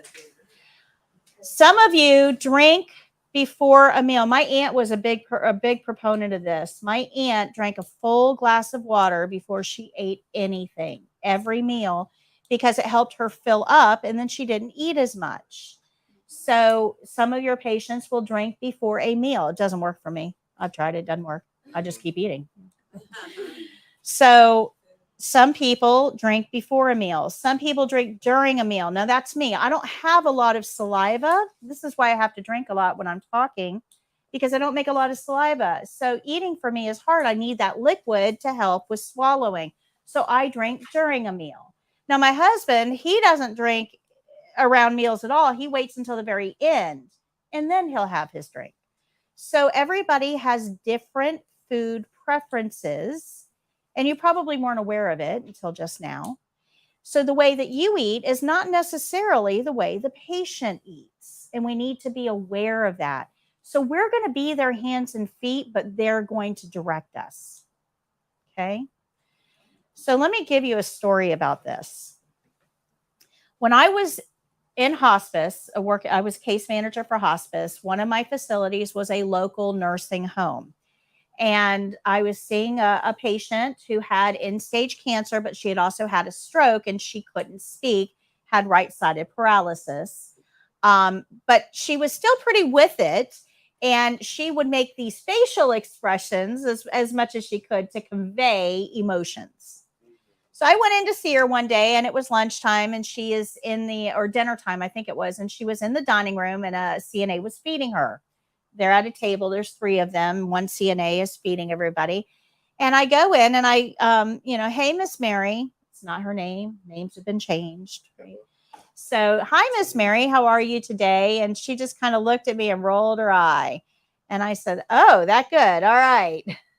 So I said, do you mind if I sit down? And I asked the CNA, can I go ahead and feed her while I'm here? Because I'm there. And it gives us a chance to, a chance to assess her and kind of see how she's doing. And the CNA said, fine, sure. So I sat down, put up a chair, and I looked at the plate and I said, oh, Miss Mary, what are you eating? It was this big gray glop of goo. I mean, it's just gray. What are you eating? And she turned her head to the side and rolled her head up, and you could tell that she did not like whatever it was that was on that plate. So I asked the CNA, I said, what's for lunch? It must have been lunch. What's for lunch today? And she's like, oh, I think it's Salisbury steak, mashed potatoes, and beets. And I said, okay, but what is this? She said, Salisbury steak, mashed potatoes, and beets. Mixed? That's spicy. Was She it says puree? she says it's pureed. So I always mix it all together. And I said, no. Puree does not mean no taste. Puree just means chopped up. Would you eat Salisbury steak and beets mixed? She says, no, that's gross. You know that Facebook guy? That's wild logic. Yeah, it does not mean it has no taste. It just means that it's been blended so they don't have to chew it. All the taste, different texture. So I told the CNA, go get her another plate. That's what we always did in our facility. No. It looked like baby barf every time. No, don't do that. Oh, no. No, and I'm probably sure that your patients didn't eat all that well. Oh, Lord. Yeah, no. So be careful with that. Sometimes our assumptions will get us into trouble. So anyway, we got her a new plate. She ate and she didn't eat the beets, and I can't blame her. Okay. So cooked correctly, yes. But for me, they have to be like that sweet tart stuff. My mom makes them really good. I try to make them not so good. But yeah, we want to make sure that we don't bring our preconceived notions into this because they may be wrong. Does that make sense? So we're going to ask our patient, what do you want to eat? What do you want to drink? Do you want to drink now? We're going to offer a drink before every 2 or 3 bites and let them lead us on how they want to be fed. We're going to feed slowly. Spoon should only be about half full. Don't overload the spoon. Don't try to get this done quickly. Remember, if you rush your patient, they're not going to eat well. So spoon only half full. Now, for the test, you are feeding the patient a snack. A snack is a single serve pudding or applesauce cup. You're going to have one of the or the other. One of you may be a patient for this skill. You may be fed during the exam. Free food. No. They may ask you pudding or applesauce. They may ask you, that, but usually. I hope so. Yeah. They're not going to, it's not like a menu where you get a selection and you get to pick. It's nothing like that. Just pudding or applesauce. Yeah, exactly. If you are allergic to milk, please let them know. If you are allergic to apples, please let them know. If you just pudding isn't your thing, try to choke down a few bites. Okay. For the skill, you are going to receive very specific instructions if you're a patient. So if you're a patient, they're going to tell you slouch down or slump over. Okay. So they're going to tell you the position you should be in. Remember, our care plan said they're in a inappropriate position for eating. So they're going to tell you either slouch down or slump over. They're also going to tell you only take 4 bites. Then no matter what, tell them you're done. You don't want any more. So the person that you're feeding is only going to take 4 bites. And that's because they want to see if we're feeding the patient slowly, we're only filling the spoon half full, and if we're offering a drink before and every 2 or 3 bites. Does that make sense? So when you're the patient, you're going to get very specific instructions on how to be a patient for this skill. You're going to be pleasant, cooperative, and so you're not going to drool everywhere. You're not going to spit. You're going to accept the foods, chew, and swallow. Okay? So if you're the patient for a skill, say it's not this skill, it's another skill, will the person performing the skill be in like another room until like they come in? No, usually, no, everybody stays in the same room. Okay. And when you get instructions, remember in Florida, we have 2 evaluators, right? So usually one evaluator is working with the CNA, the other evaluator is working with the patient, giving them instructions. Okay. I have heard, now I haven't verified this, when you guys go take the test, let me know. I've heard that patient instructions are now written. So they actually give you like a written sheet with patient instructions while they're giving the CNA the care plan. So if you get written instructions as a patient, let me know. That way I can let others know. All right. So remember that we're giving them a snack and they're only going to take 4 bites, right? So this isn't a long skill. They're only taking 4 bites and the spoon is only half full. So we're not feeding them a whole lot for the test. But this is the big thing. Have a conversation. I don't care what you say. I don't care if it's real or made up. But you need to have some sort of a conversation. You can talk about the weather. You can talk about sports. Do not cover religion or politics.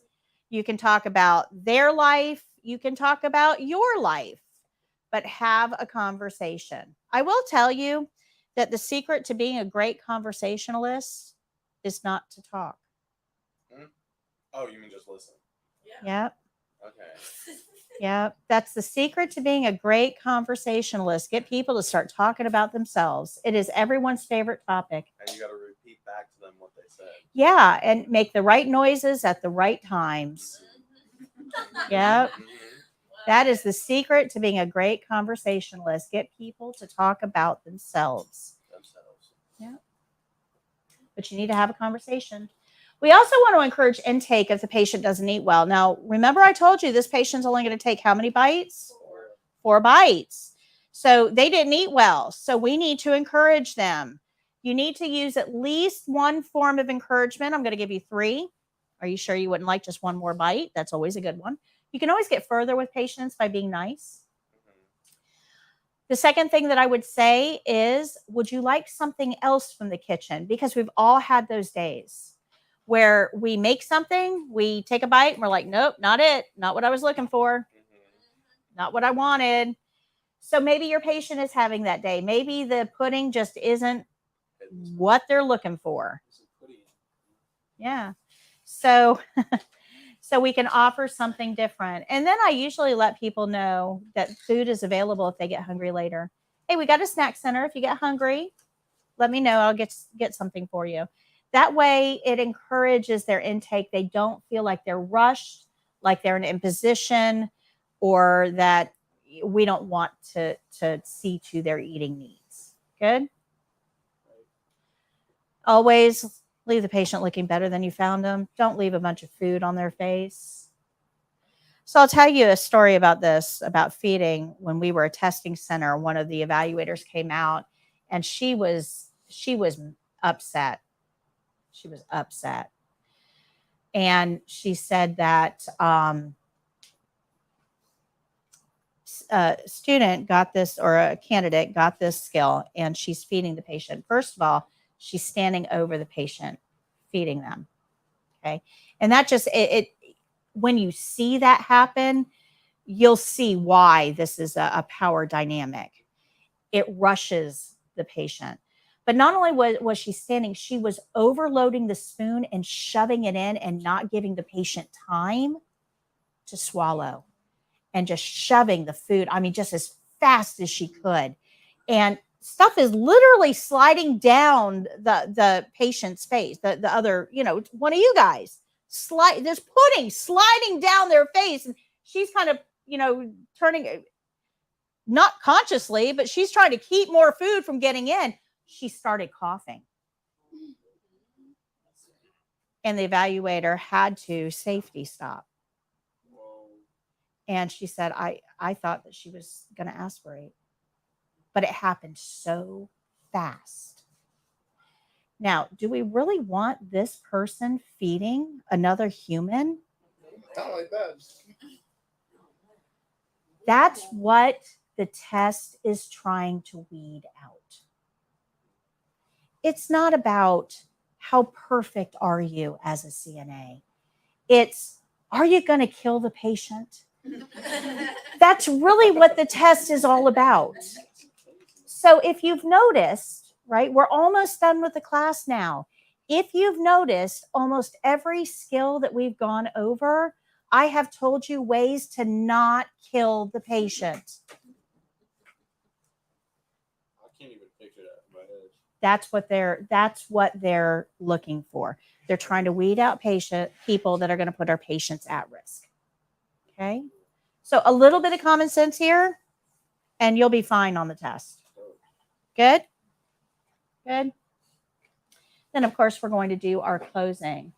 This skill does require documentation. So this is the documentation form, and you can actually see that. Oh, I don't have it on here. We actually have this in the back of your book on page. I had it in here. I know I made this slide. Oh, okay. It's after. Okay, we'll get back to this documentation form. We have a documentation form here. We're going to check off snack, and we only fed the patient 4 half-full spoonfuls. So on this measuring chart here, it's probably going to be 25%, right? 4 half-full spoons out of a pudding cup is about a quarter of the pudding cup. Good? But let's learn how to estimate feeding percentages. Before we get to that, details matter. Make sure you're offering a hand wipe before feeding, the clothing protector, offer a drink before feeding, and every 2 or 3 bites, let them lead.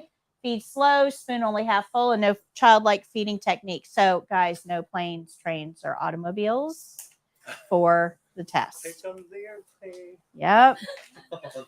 Now, I will tell you, it's all about dignity, right? We want to treat these adults like adults. I will tell you, in my career, there are some people that I have played around with because I use a lot of humor in my, in everything that I do. I think that it connects people. I don't want to be all stiff and rigid and, they're people. So yes, throughout my career, there have been a few that I was able to play around with and do choo-choo trains or airplanes and get them laughing, and that elevates the mood. And a lot of times they'll eat a little bit better. Now, I would never do this with my grandmother, right? Prim and proper. We're not doing planes, trains, and automobiles. You will learn throughout your career to gauge your patients, and you'll learn which ones you can be a little bit more fun with. Okay. But for the test, we're not fun with anybody. No childlike feeding techniques. So let's learn how to estimate how much our patient ate.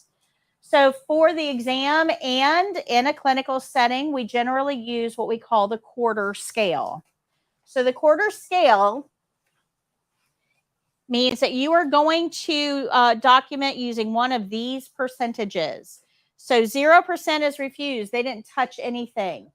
25%, they barely touched it. They ate a couple of bites. 50 is half. 75 is most, just not all. 100% is all, right? So we're going to use this quarter scale when we're estimating how much our patient ate. And this can get a little bit tricky, and I understand that. This can get a little bit tricky because it's like, well, 75 or 100, I'm not sure which way to go. Just do the best you can, okay? It's not like hard science. You're not weighing this stuff. Okay? So if you look at this, remember 100% is everything, 0% is refuse. If you look at each one of these, let's figure out how much this patient ate. And in order to do that, you have to know what we started with. So this is the plate that we started with. So if you look at this plate, you can see about half of the Jell-O is gone, about half of the sandwich is gone, and about half of the broccoli is gone. So what could we call this? 25%. Half, right. Because half of the Jell-O, half of the broccoli, and half of the sandwich gives us half. That's a lot. You know what? That is interesting because, like, from my perspective, it just looks like they ate half. Well, yeah, half, but I mean, like, barely touched. Yeah, this would be half. Okay. This could also be half. This doesn't qualify as 25%. They ate more than a quarter. If you only document 25%, that triggers the nurse to know there's something wrong with the patient. They're not eating. Half, that's more normal. So both of these could be half. That's why I'm saying this is not an exact science. Okay, good. Good. What about this one? I'd say most everything. Yeah. Broccoli stalk, I'm not worried about. Most people don't eat broccoli stalks. 2 Jello cubes. They ate pretty much most everything. You could give them 100%. They ate more than this. This would be 75. So this is really kind of a judgment call. Does that make sense? This is really kind of a judgment call. So we want to make sure that we're estimating to the best of our ability. Now, in your book, we have an activity for you on what page is that? 106, for you to estimate food percentages. And the answers are in the back of the book. This is also on that page as well. So fluid intake is sometimes on a quarter scale. Most of the time, fluid intake is much more scientific. So with fluid intake, we actually add up how much fluid they drank, like with real math. And in healthcare, we use cc's or mLs, not ounces. So if we have something that is measured in ounces, we have to convert it to cc's by multiplying it by 30. So if we have that water bottle right there, can you tell me how many ounces? Okay. So 16 ounces, we would multiply by 30 to get our cc reading. It's probably 500 mLs, right? You look at the label.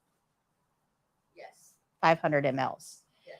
So things that are prepackaged have both ounces and mLs on it. mLs and cc's, same thing.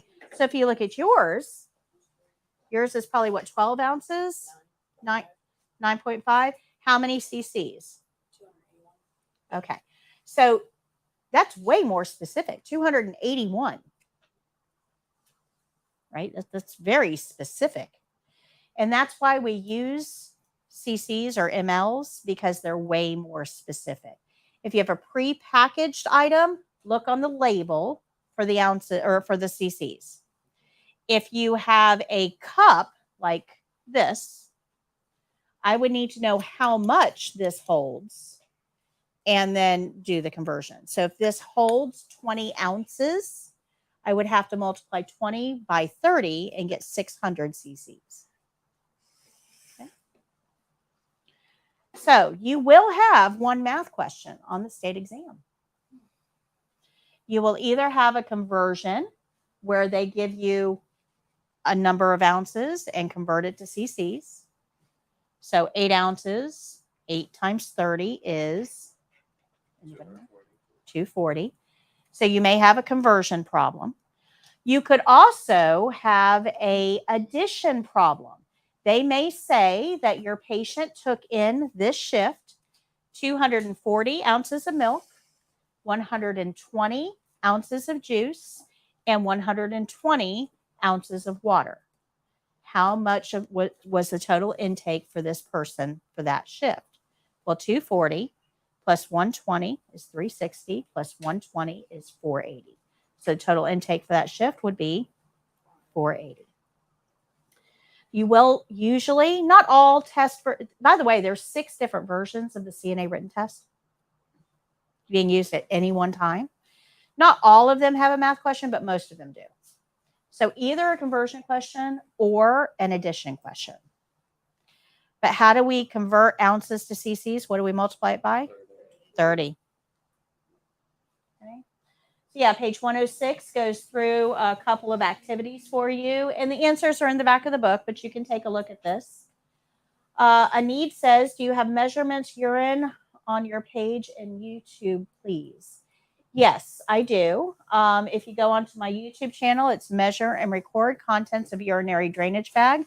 We will actually be going over that in class on Monday in detail.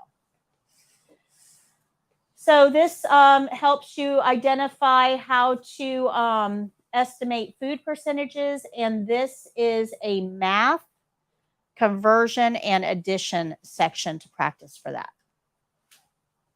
Good? All right, page 132 covers some medical abbreviations. Anything that is highlighted in gray is something you probably want to know for the state exam. It could potentially show up on the state exam. But NPO, which is right here, about 3/4 of the way down your first column, NPO is one that you absolutely need to know. NPO means nothing by mouth. It doesn't make any sense in English. I was gonna say. How does NPO mean nothing by mouth? Well, I talked to you about this 2 weeks ago. We had a conversation. Does anybody remember what most medical abbreviations are abbreviated in? Latin. That is correct. So NPO is not abbreviated English. It's abbreviated Latin, nota per ora, something like that, which translated NPO. In English, it means nothing by mouth. Let me tell you a cute story about this, and I swear it is true. It won't feel like it, but it is true. So, you know, I have the retail store, and we have people that shop with us from all over because we give a really good discount. And I get to know the people that come in and shop frequently, especially when I was working at the store more often. And we had a woman from a large hospital in Tampa who came in, and we'll call her Kathy. And she was shopping for scrubs, and she asked me, "You still do the CNA training?" I said, "Yeah." She says, "I have a story for you." I said, "Okay, I like stories." So she goes on to tell me that she works in the cardiac cath lab. And their first case of the day, she went upstairs to get the patient a little before 5 a.m. And when she entered the patient's room, he was sitting up in bed eating. So she asked him, "Why are you eating? You're having a procedure." And he said, "I know. I didn't think I was supposed to eat after midnight, but the nurse brought this in and said I had to eat it before the procedure." And she said, "That's weird." So she goes out and finds the nurse responsible for that patient and says, "Why is the patient eating? Patient's NPO." And the nurse says, "I don't know. There's a student nurse with that patient. Why don't you go find the student nurse and find out?" So this is the conversation as it was relayed to me. Are you ready? Kathy, to the student nurse, "Why is the patient eating?" The student nurse says, "The patient's NPO." Kathy says, "I know the patient's NPO. He's having a cardiac cath this morning. Why is he eating?" Student nurse says, "NPO. I had the tray made special." Kathy says, "What do you think NPO means?" "Bananas, pineapples, and oranges. It's a fruit tray. Oh my God. Cleaning out the system before the procedure." No. She is creative. She's an artist. Apples and oranges. Okay, it's not even bananas. I mean, nanas isn't even a word. Duh. Your favorite fruit. Bananas. Well, at least they caught it early. 'Cause that would have been bad. Yes, duh. So, obviously, there are many, many things wrong with this situation. But the one glaring one that I want to point out to you is if you do not know what an abbreviation means, don't try to make something up. So the end result was actually pretty bad because the patient needed a cardiac cath and did not get one. The physician who was scheduled to do this cardiac cath is now sitting in the cath lab waiting, scrubbed in on a case that isn't going to show. That's wasted time. There were a lot of really bad effects of this. And while we can all kind of laugh about NPO not being bananas, pineapples, and oranges, what I keep going back to is, you know, we all have Uncle Google in our pocket. At the very least, ask Uncle Google what it means in relation to healthcare. But it's a much, much, much better option to go to a nurse and ask, I'm not familiar with this medical terminology. I need you to translate it for me. What does this mean? Don't guess. Don't make something up, because ultimately it's the patient that's going to end up suffering. Okay. But yeah, that one just, nanas? That's not even a word. I gotta know where she's from. That's crazy. Yeah. Sounds But like a understand Southern that thing, not- though. Manners. So you guys are in a class, right? But even though you're in a class, some of you have been absent here and there. You didn't get all of the instruction. Some of you have zoned out with some of the things that I say, because I know I only have your attention about 70% of the time that you're here. That's statistics, right? You're thinking about the phone bill that you have to pay, what's for lunch, where you're going after this. You've got adult things on your mind. So I'm not getting through 100% of what I say. You're going to have gaps. Everybody is going to have gaps. What you do with those gaps is what differentiates you as a professional. Identifying your gaps and then filling them in with a legitimate source is a professional behavior. Overlooking your gaps, not professional. Making something up, definitely not professional. So what you do with your learning gaps is what's going to differentiate you as a professional. Good. Nanas, pineapples, and oranges, man. Yeah, that is not what NPO stands for, by the way.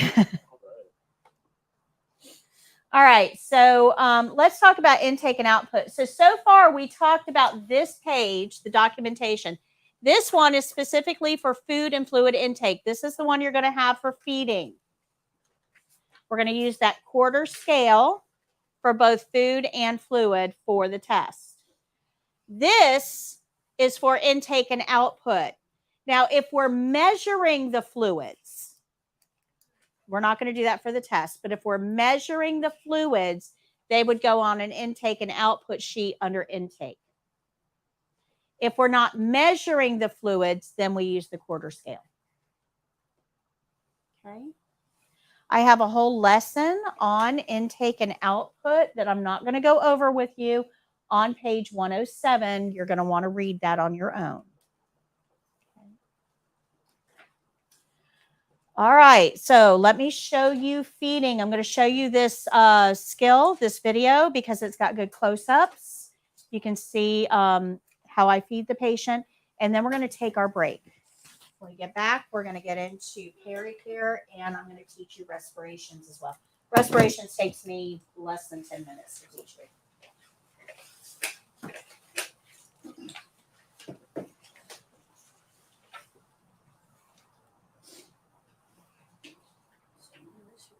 Oh, here's one for you. This is from Helen.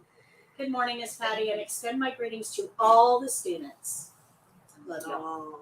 That's so nice. So, hi, Helen.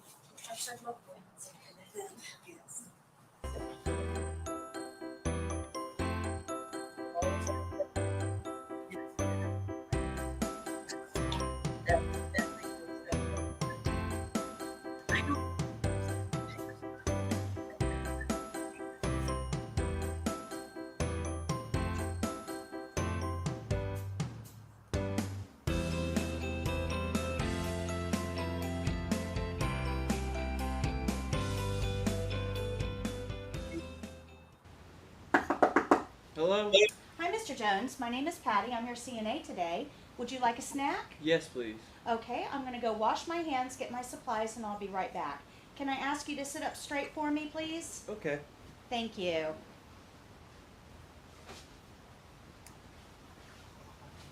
Okay, Mr. Jones, let me get you a hand wipe so that you can wipe your hands. Would you like to take that?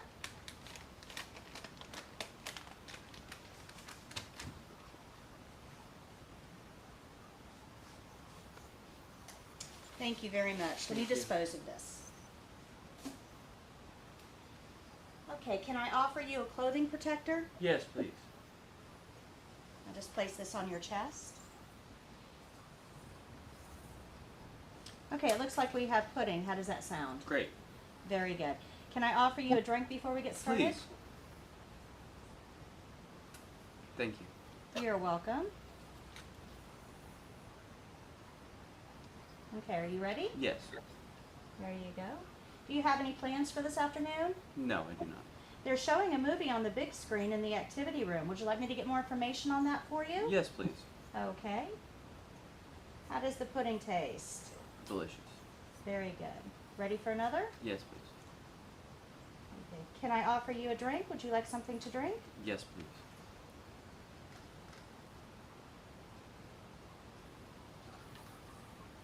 All right. Ready for another bite? Yes, please. Okay.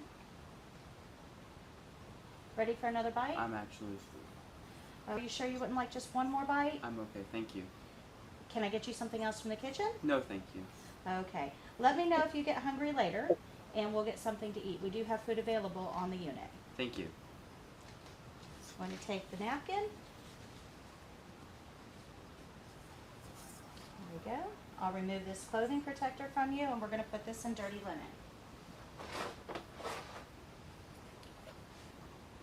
I'm going to go take care of your tray. I'll be right back. Okay, thank you. Okay, I'm going to place the tray back on your table. Is there anything else I can get for you? A magazine, perhaps? No, thank you. Your call light is within reach. Please let me know if you should need anything. I'm going to go wash my hands and document. Okay, thank you. After washing my hands, I'm going to document the amount of food that this patient ate and the amount of fluid they consumed. Using my documentation form, I'll review the steps of my skill, make any corrections, and tell the evaluator my skill is done. I feel like for NPO, you could be like, no products were.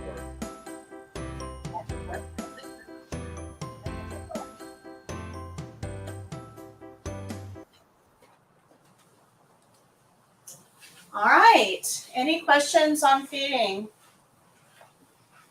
Questions? All right, let's go ahead and take your break. Come back at 25 after.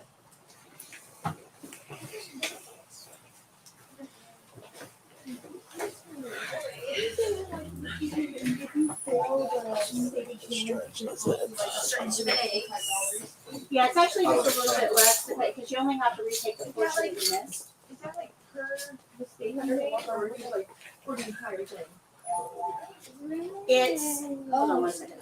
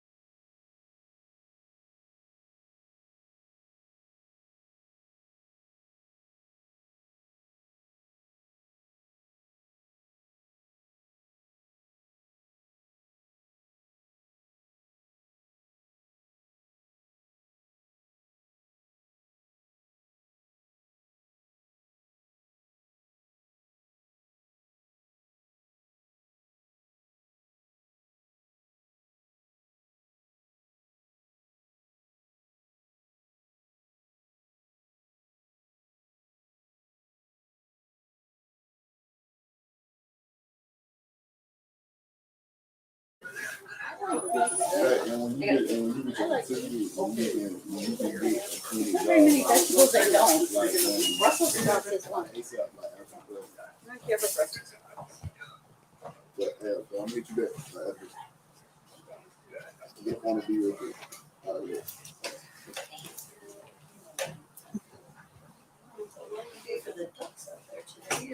Yeah, I know. I don't know who ordered the rain.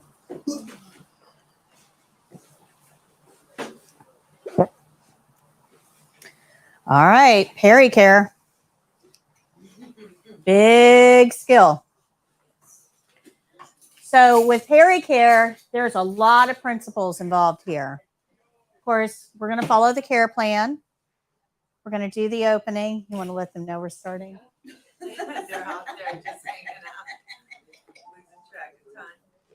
I know I got caught next door with a meeting. Are we having fun? No worries. No worries. Come on in.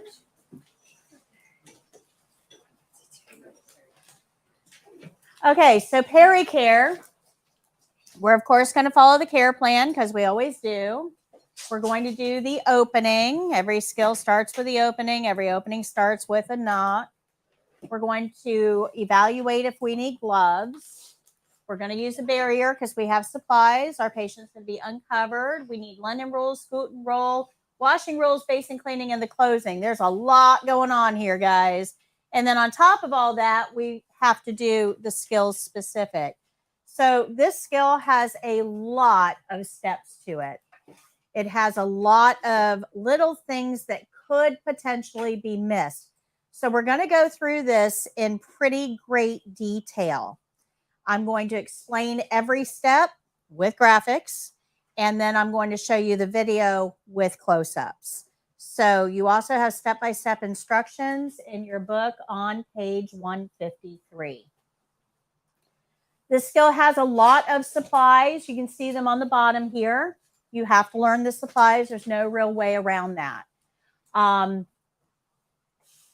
this is just part of the steps. The rest of the steps are on page 154. It's a big skill. Perennial care is of the genitalia and Right, areas. Okay. right. And this will never Personal be a part care. of the. This wouldn't be part of the testing out there, would it? It will be on the test, yes. Yes, On a mannequin. on a mannequin, Okay, there right. we go. So if you look here, so that's where I was going with this. If you look down here on page 152, you can see that this skill will take somebody with your level of experience about 17 minutes to do, and it will be done on the test on a mannequin. A mannequin will be laying in bed, and charting is not required for this particular skill. So let's get into the steps.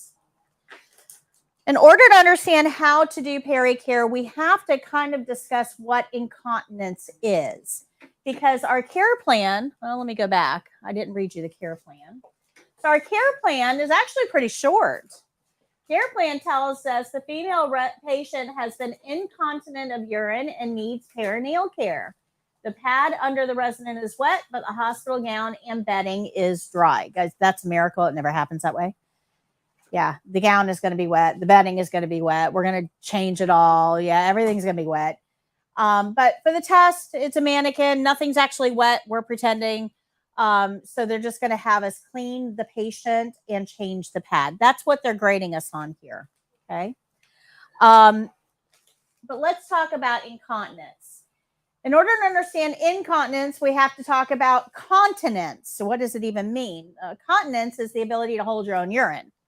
So that means that you're sitting here pretty dry. Your bladder gets full, it rings a bell in your brain. You go to the bathroom, you empty your bladder, and you stay dry, you know, in between, right? That's continent.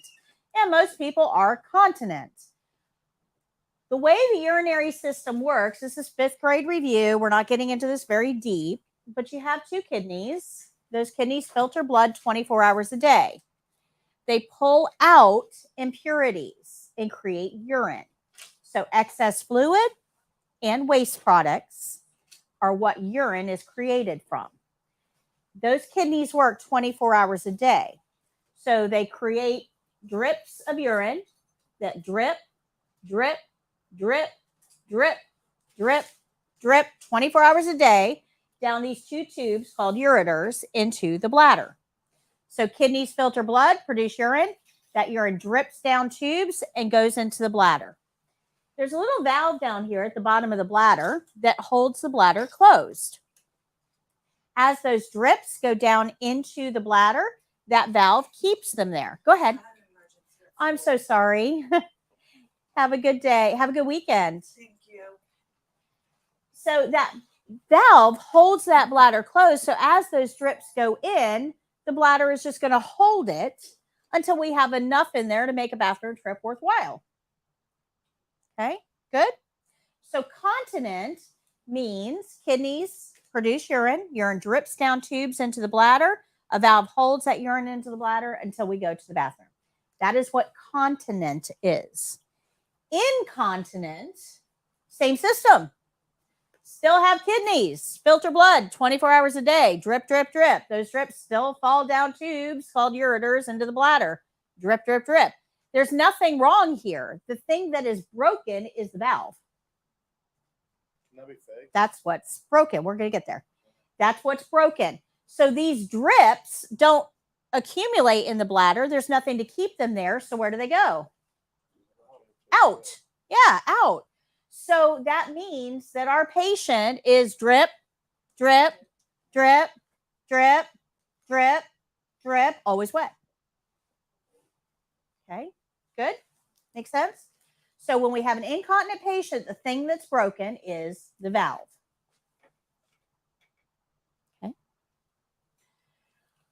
All right, this is a 24/7 problem. If you have a patient who is dry, dry, dry, dry, really, really wet, you do not have an incontinent patient. You have incompetent staff members who aren't getting that patient to the bathroom. That's what you have.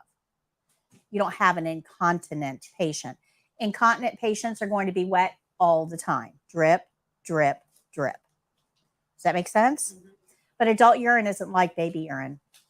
We can put a diaper on a baby, put them to bed, wake them up the next morning, and they still have skin on their tush.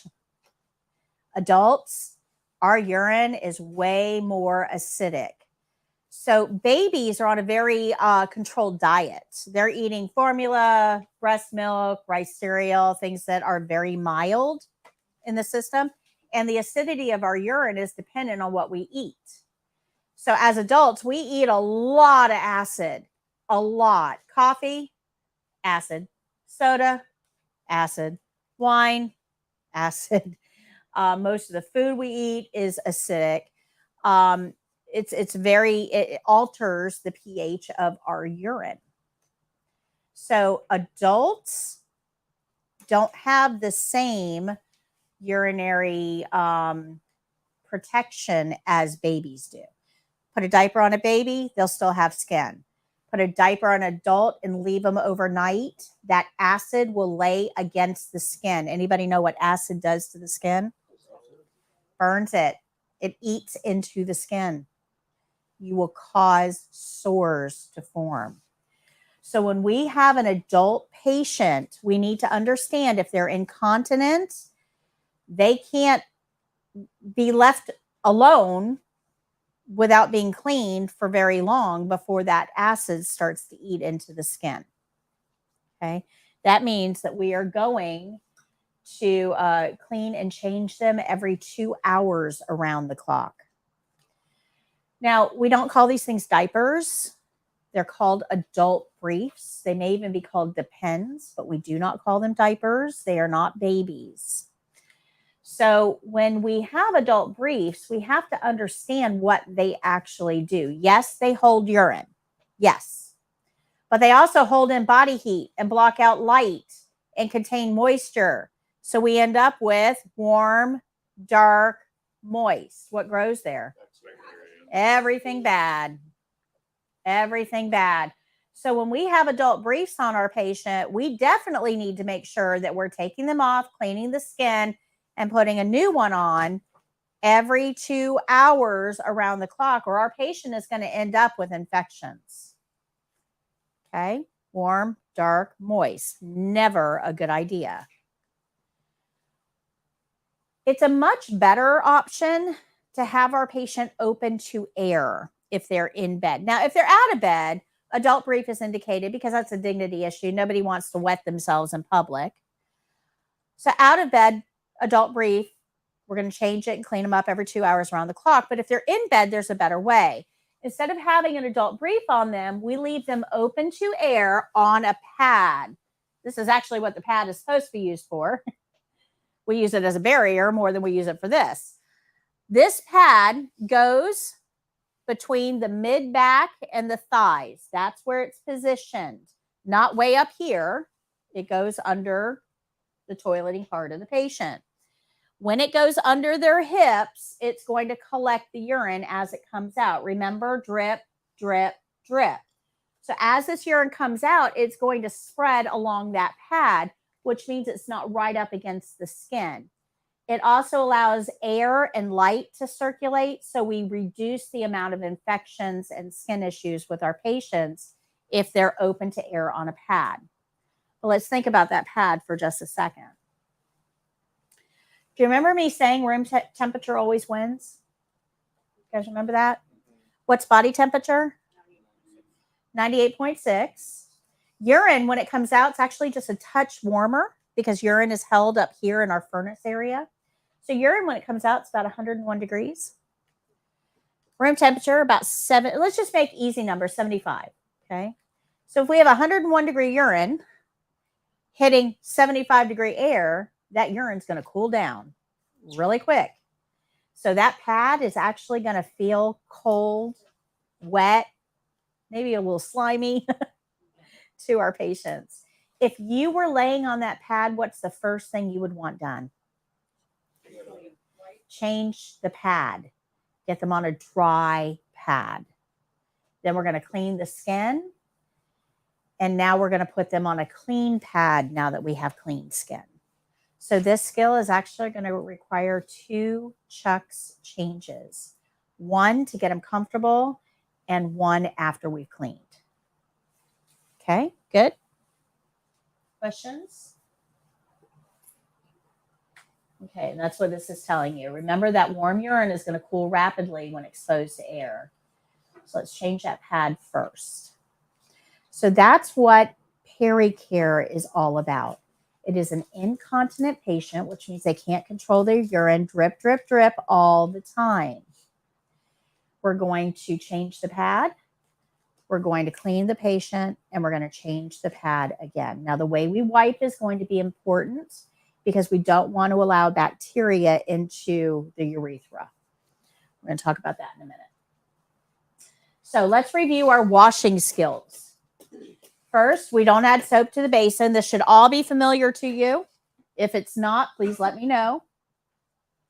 We don't add soap to the basin so that we have water for rinsing. We're going to keep our hands clean by using a barrier to turn the water on. We're going to check the water temperature and make sure it's warm, not hot, not cold, just warm. Who else is going to check it?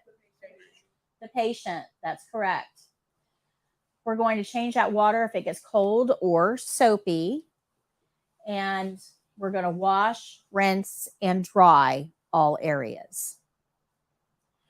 This skill is on a personal area, a wet body opening. So we're going to use that leaves method for cleaning. Remember we learned that on Monday?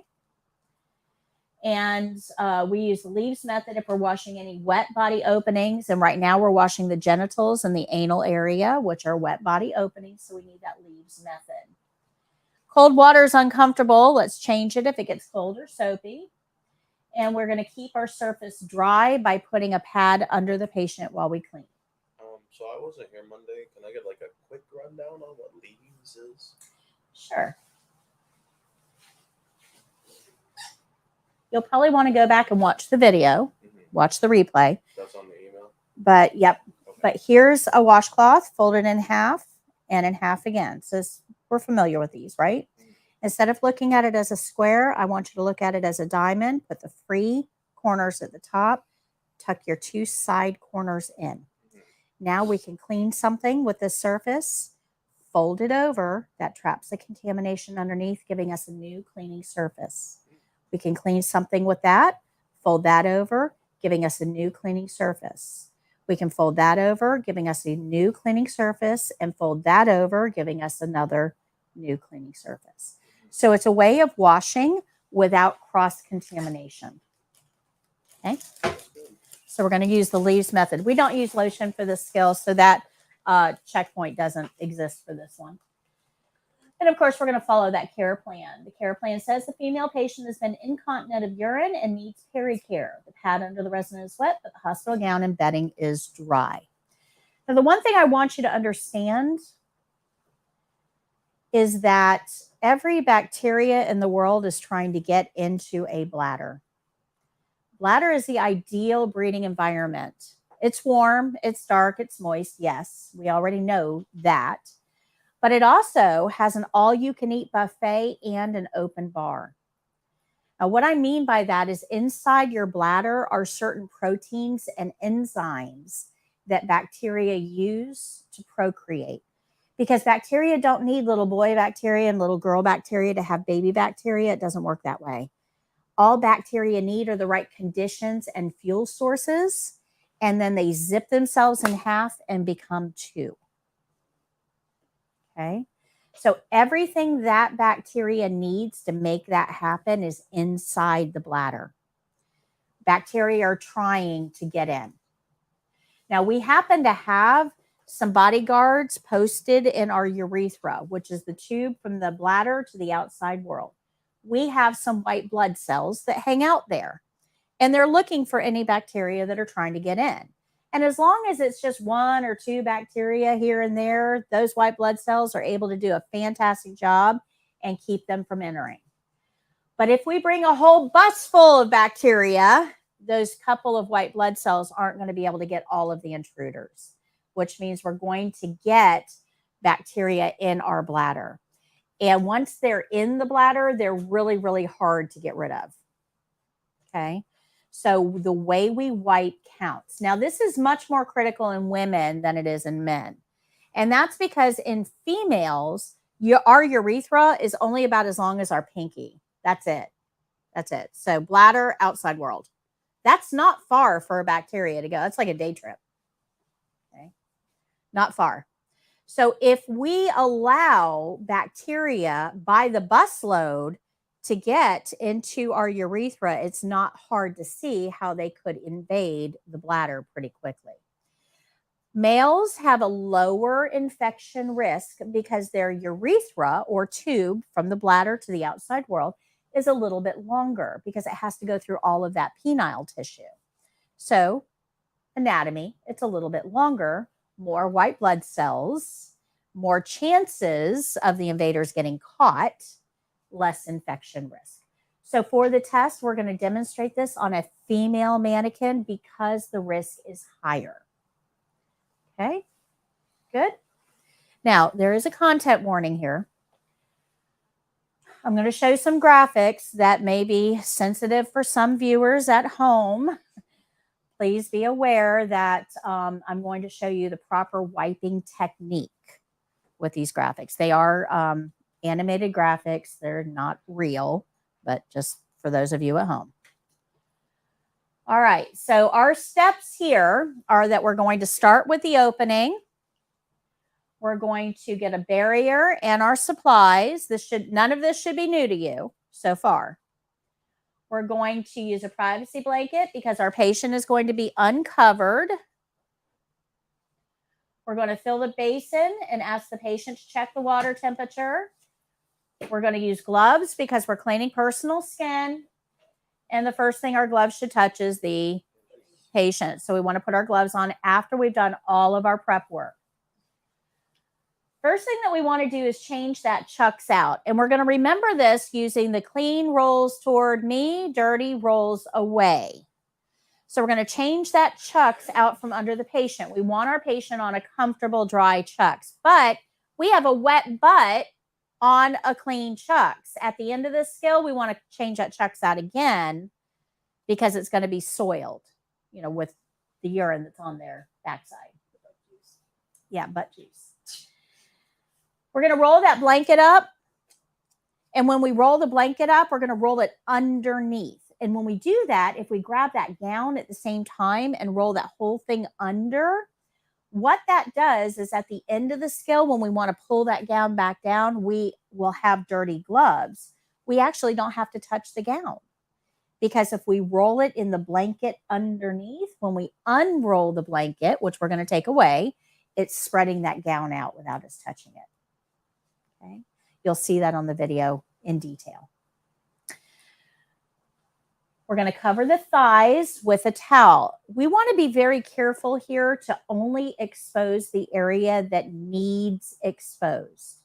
We want to avoid any discomfort for our patient.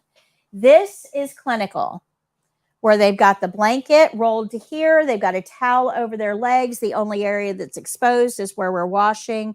It's very protected and safe and clinical. If you just grab the sheets and pull them down and grab the gown and pull it up and have the patient out there, that feels way different. You guys understand the difference there? We're going to wring those washcloths out thoroughly. Remember, we don't want drippy wet washcloths. This should be familiar to you. And now we're going to clean the peri area using the leaves method. So we're going to take that first leaf and go straight down the middle. And remember, when we're cleaning females, it's top to bottom. Never, ever, ever go back up. So if I have my washcloth,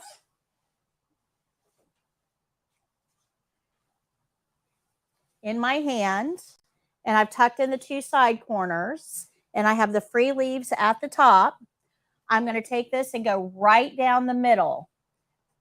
Fold that over. Notice I didn't go down and back up. You start at the top, go right down the middle. Now, we may have to hold the peri area open a little bit, and we can do that with our other hand. Just take two fingers and open it up and go right down the middle. Fold that over. The second leaf, you can see here, we're going to start at the top and go down on the outside. We're going to fold that over. We're going to take the third leaf and go down that way. Fold that over. The fourth leaf is going to go here between the leg and the groin, this crease. We're going to go down the crease. Remember, never, ever, ever go back up. Pull away, fold that over. And the fifth leaf goes down that one. Remember I said with partial bed bath, there was going to be a time where you're going to use all 5 leaves. We didn't use it with partial bed bath, but I told you we would. That's what this is for. This cannot go back in the basin. It also cannot go on the floor. We're going to put it on the chucks, on our barrier. Okay? The clean one? Good. No, we just use this to clean all of that. So we're going to set it on the barrier. Because he said we were going to make 2 chucks. Oh, okay. So you're absolutely right. So barrier on the table under our supplies. We're going to set this down on that. Okay. So whatever we wash, what's our next step? We rinse. Yeah, remember, never, ever, ever move back up. Okay, so whatever we wash, we rinse. So I'm going to get a new washcloth. I'm going to wring it out because no drippy wet washcloths, right? I'm going to hold it in my hand the same way. So free ends at the top, 2 side corners tucked in. And I'm going to go top to bottom, never go back up. Top to bottom down the middle, fold that over. Top to bottom down one side, fold that over. Top to bottom down the other side, fold that over. Skin fold that over, skin fold. Where does this go? Chucks on the table. On the barrier on the table. Whatever we rinse, we dry. And we're going to dry again, top to bottom, never go back up. Good? Should it only be one wipe, or can you dab? You can dab, but just top to bottom, never go back up.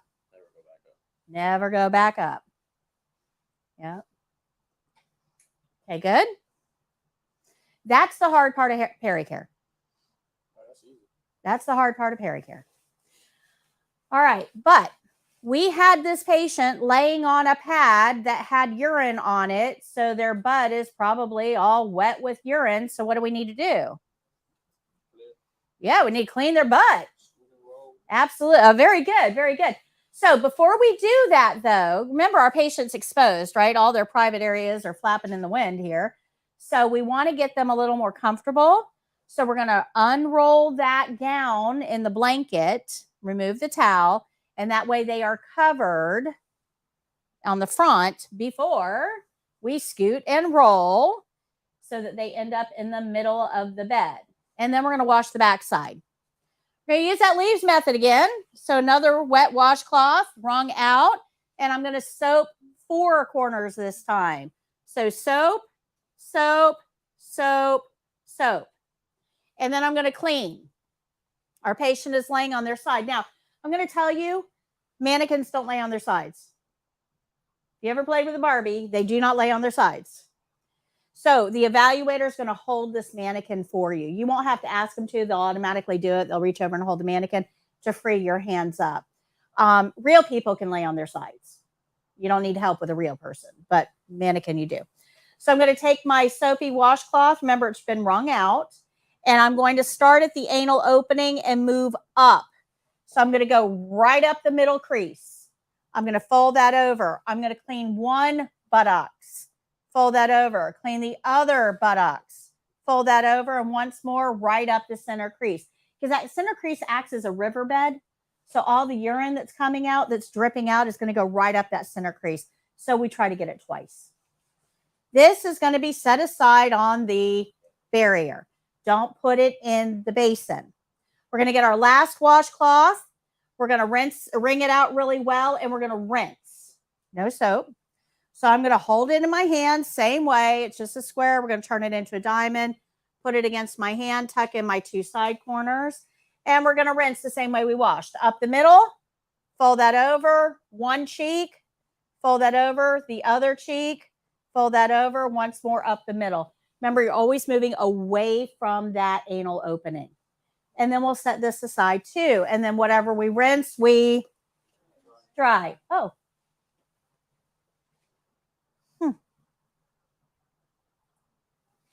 Did I miss one? Oh, okay. There we go. Dry. No, I had dry on here. We're going to dry bottom to top. Okay. Questions? So the front, middle, side, skin fold, wash, rinse, dry. The back, middle, cheek, middle, wash, rinse, dry. Peri-Care, I don't think is all that hard. I think partial bed bath is harder. I think so too. Because it's got all these big steps with it. 47. Yeah, this is not, I don't think this is as hard. It's a little bit more cut and dry. Plus, you know all of the principles already. So Debbie asked, when doing partial bed bath, do we wash the groin area as well? So Debbie, the answer to that is going to be, what does the care plan say? Our care plan for partial bed bath is telling us to wash the face, neck, chest, abdomen, side, one arm and hand, and back.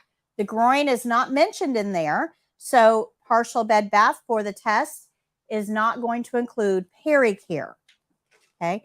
Follow the care plan. Always follow the care plan. Care plan tells you exactly what to do. All right. So then we're going to put the patient back in the center of the bed on their back. And now we just have to clean up. So we have gloves on. Do we want to touch that sheet? No. No. But we need gloves on because we know where these things have been, right? You don't want to touch these without gloves. So you're going to take all of your disposables or your washables and put them in dirty linen. We also have to change that pad out from under her. Doesn't matter when you do that. You can do that before you dispose of this stuff while they're still on their side. That's when I would do it. You can wait until you've taken care of all of your supplies and then change. Doesn't matter. Nobody's grading on it. It just, as long as it gets changed, they don't care when. Okay. For me, it's a time-saving issue if you do it while they're already on their side. Okay. Okay, so we're going to change those chucks. Remember, clean rolls toward me, dirty rolls away. All right, we'll dispose of our linens and soiled hamper. Remember, linens never go where? Or against your uniform. Very good. And we'll clean and store our basin and supplies. Then finally, we get to remove our gloves and the privacy blanket.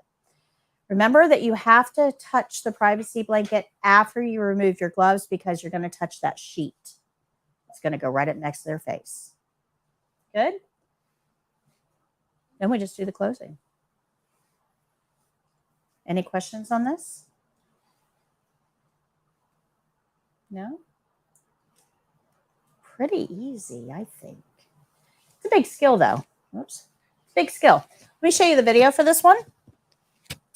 And I'm going to give you your review sheets, but we're also going to learn respirations. I got the slides after the review sheet.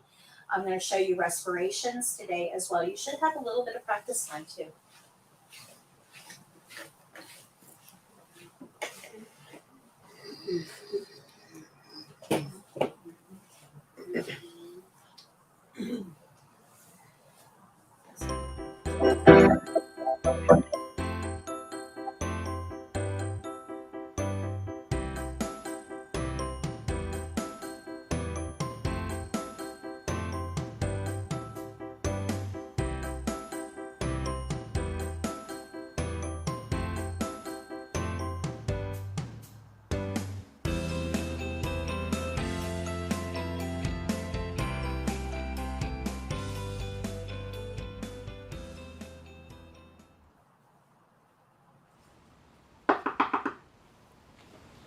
Hi, Miss Jones. My name is Patty. I'm your CNA today. How are you? Wonderful. I need to do Peri-Care. Is that okay? Okay, let me close your curtain, wash my hands, get my supplies, and I'll be right back. Okay, I'm going to start out with a barrier. This gives me a clean place to place my clean supplies. So I'll place the barrier on the overbed table. And now I'll start gathering my supplies. I'm going to need 2 chucks, 4 washcloths, a privacy blanket, a towel. I'll place these items on the overbed table.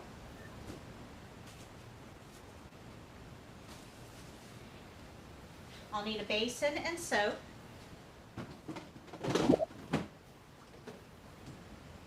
And I'm going to need a set of gloves. Okay, Miss Jones, let me go fill the basin. I'll use a paper towel to turn the water on.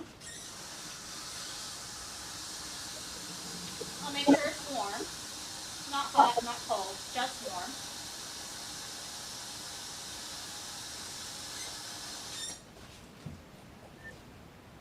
Miss Jones, would you like to check the water temperature and make sure it's okay? It's good? Good.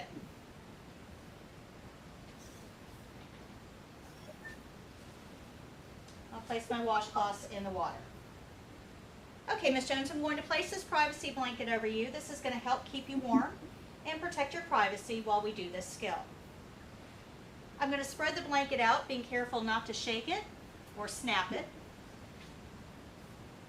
And then I'm going to pull your sheet down to about your knees.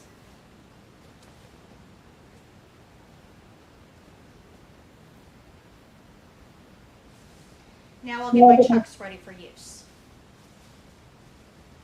I'm going to unfold the chucks, hold it up lengthwise, and roll it toward me. And I'll repeat that with the second one. Clean rolls toward me, dirty rolls away. Now I'll get my gloves on.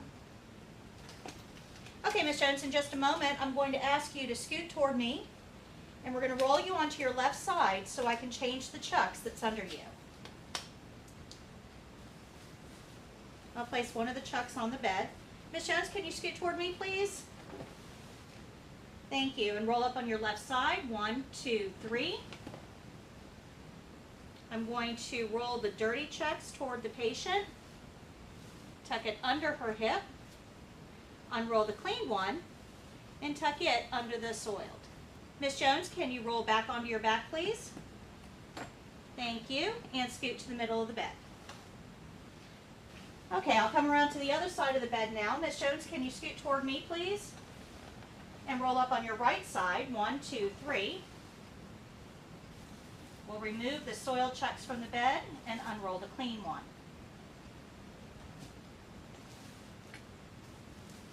This is going to be thrown away. Okay, Okay, Miss Jones, we're going to start cleaning now. I'm going to roll your blanket up to about your waist. This is going to expose you. Please let me know if you're uncomfortable in any way. So I'll roll the blanket up, and on the way I'm going to try to get that gown rolled inside the blanket so that exposes only the peri area. I'll cover her upper legs with a towel, and then get my first washcloth. I'm going to wring this out and soak 5 corners. 1, 2, 3, 4, 5. Okay, Miss Jones, I'm going to clean now. I'll use the heel of my hand at the top of her peri area and my index and middle finger to spread her slightly open so I can clean down the inside middle, top to bottom, and then we'll fold that leaf over. We're going to clean the outside labia, top to bottom, down one side, and fold that over. The third leaf will clean the other side of the labia, top to bottom, fold that leaf over. The fourth leaf is going to clean this area between the leg and the groin, this skin fold, top to bottom. We're going to fold that over, and we'll repeat it on this side, top to bottom. Now we'll place the washcloth back on the barrier. The second washcloth we're going to wring out, and we're going to rinse all of those areas the same way we washed. So we're going to hold her slightly open to clean down the middle, top to bottom. Fold that over. We're going to rinse down one side of the labia, top to bottom. Fold that over. Rinse the other side of the labia, top to bottom. Fold that over. We're going to rinse the skin fold down one side, top to bottom. Fold that over. And the other skin fold, top to bottom. We'll set that aside. Now we're going to dry all of those areas using short, soft strokes or a gentle pat. I'm going to unroll the blanket, which will place her gown back over her legs.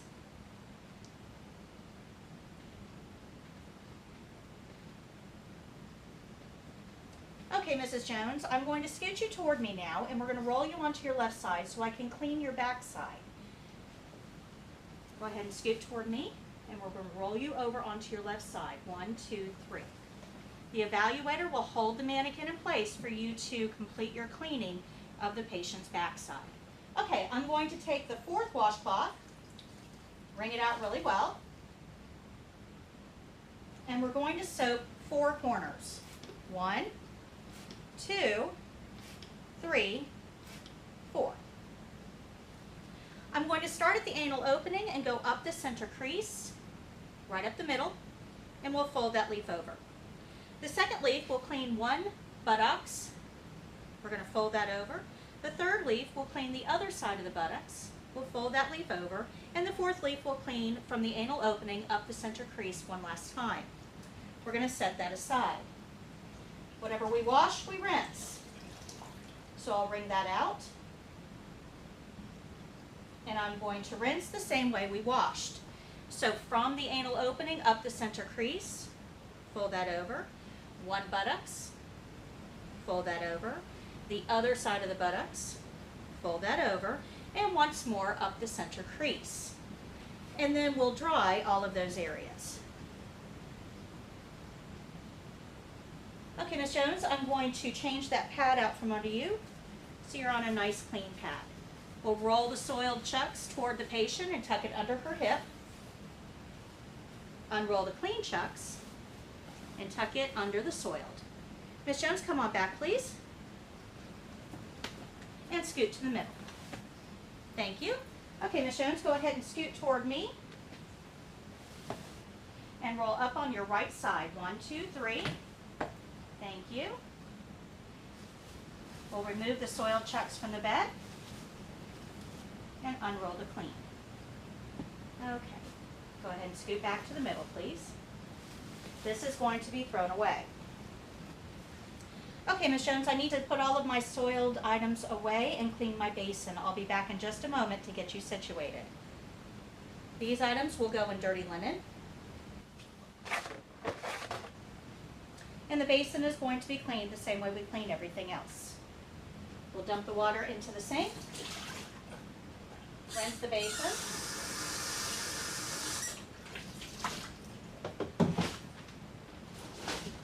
Pick it up with a paper towel and dry the inside. We'll discard that paper towel. We'll dry the outside and discard that paper towel. And then we'll get the soap. I'll use the paper towel to open the drawer and store the basin back inside. These paper towels will now be thrown away. The barrier is going to be disposed of. And now I can remove my gloves.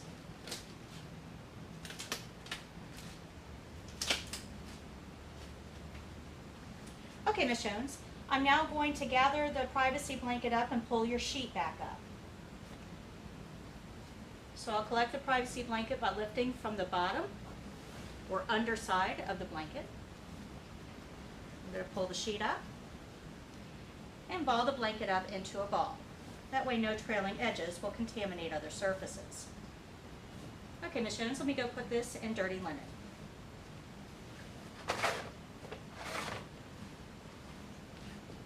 Are you comfortable? Is there anything else I can get for you while I'm here, like a magazine? Okay, here's your call light. If you should need anything at all, please let me know. I'm going to go open your curtain and wash my hands. After washing my hands, I'll think about the steps of my skill, make any corrections, and then let the evaluator know my skill is done. Yes. Yes. I just noticed it. We now have real call lights. But yes, in 2016, we were using a jump rope. Yeah, that's right. Yeah, we've definitely improved over the years. I was saying nowadays, don't they people use little, what do you call them? Life alerts. Yeah, that'll work too. Something like that. But Not in a clinical setting. Okay. In a clinical setting, this goes to a centralized communication hub so that somebody knows that there's an issue and can address it. Yeah. All right, so let's move on to respirations. It's on page 54.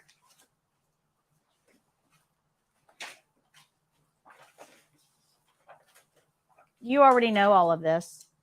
I'm just going to show you the skill. You know to follow the care plan. You know the opening. You know to evaluate gloves. You know the closing. The only thing that we need to learn here is about the respirations themselves. And this skill looks just like taking a pulse. Looks just like it. And I'll explain why in a minute. On page 55, you'll see your care plan. Care plan says patient will be laying in bed for skill. Count the patient's respirations for 1 full minute and record your readings. Something important to note is that we don't want to tell the patient that we're counting their breathing. Yeah. Because if you do, they will now be aware of their breathing and that will alter their breathing. So that's why this skill looks like you're taking a pulse. We're going to make the patient think we're taking their pulse. We're going to tell them we're counting their vital signs. And then we're going to hold their wrist like we're taking their pulse. That means that they won't be as aware of their breathing and it won't alter their breathing patterns. It's a way of getting the most accurate reading we can. So don't tell the patient you're counting their breathing. In and out counts as 1. So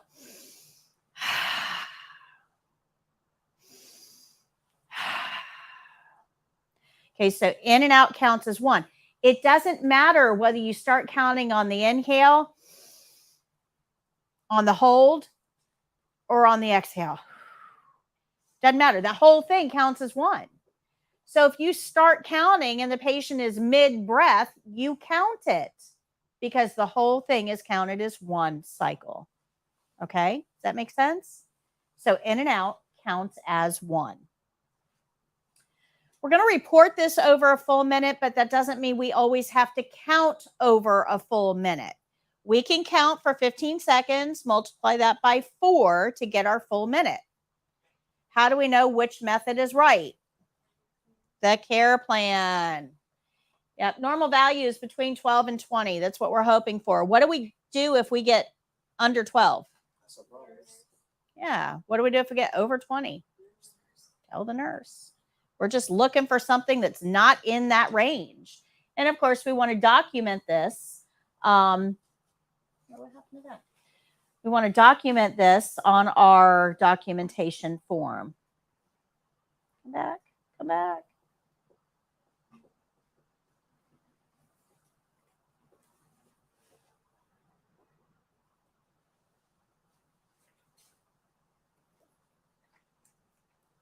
I'm not sure what happened there.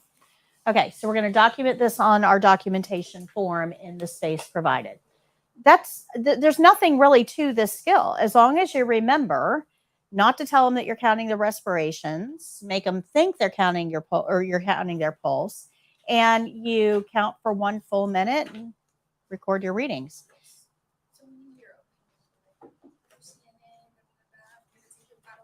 Yep, exactly. That's what we're going to tell them. I was told like you'll take their wrists and like put it to their chest. You don't have to do that, no. And here's the thing: when the more stuff that, and I know some people do that, but the more stuff that you put on their chest, the more you're weighing it down, and the harder it actually becomes to breathe, and that can subconsciously slow down the breathing. So that may not always be the right answer, and we really don't need to do that. Watching the chest rise is perfectly acceptable, but there is a cheat that we can use for the test. There is a way of making it easier to see the breathing without putting something on their chest. So I need somebody to come lay down in this bed for me. All you got to do is lay there. This is an easy skill. Who hasn't gone up there yet? Don't big straws. Just gotta be going. Yeah, I've been up there once tonight. Do you want me to take my sweater off? It probably is okay. Yeah, we'll give it a try. Let's see if we can still see it.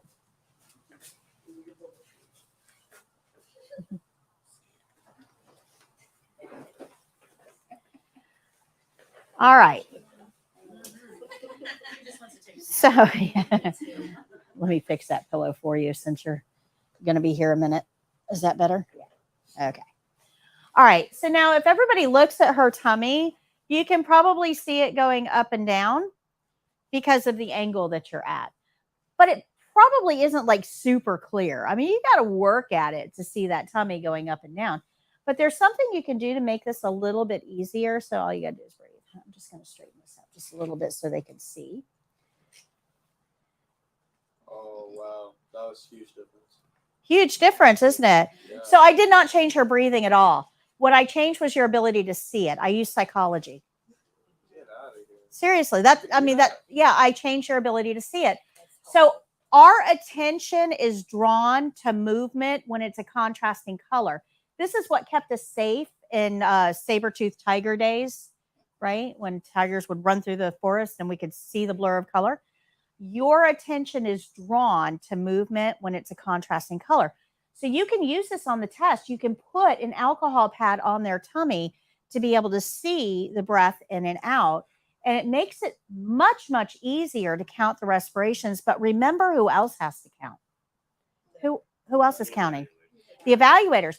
You don't want those evaluators hanging out over your shoulders for tests, do you? Where do you want them? Yeah, Idaho would be best, but we can't get them there. So we want them, on the other side of the room at least.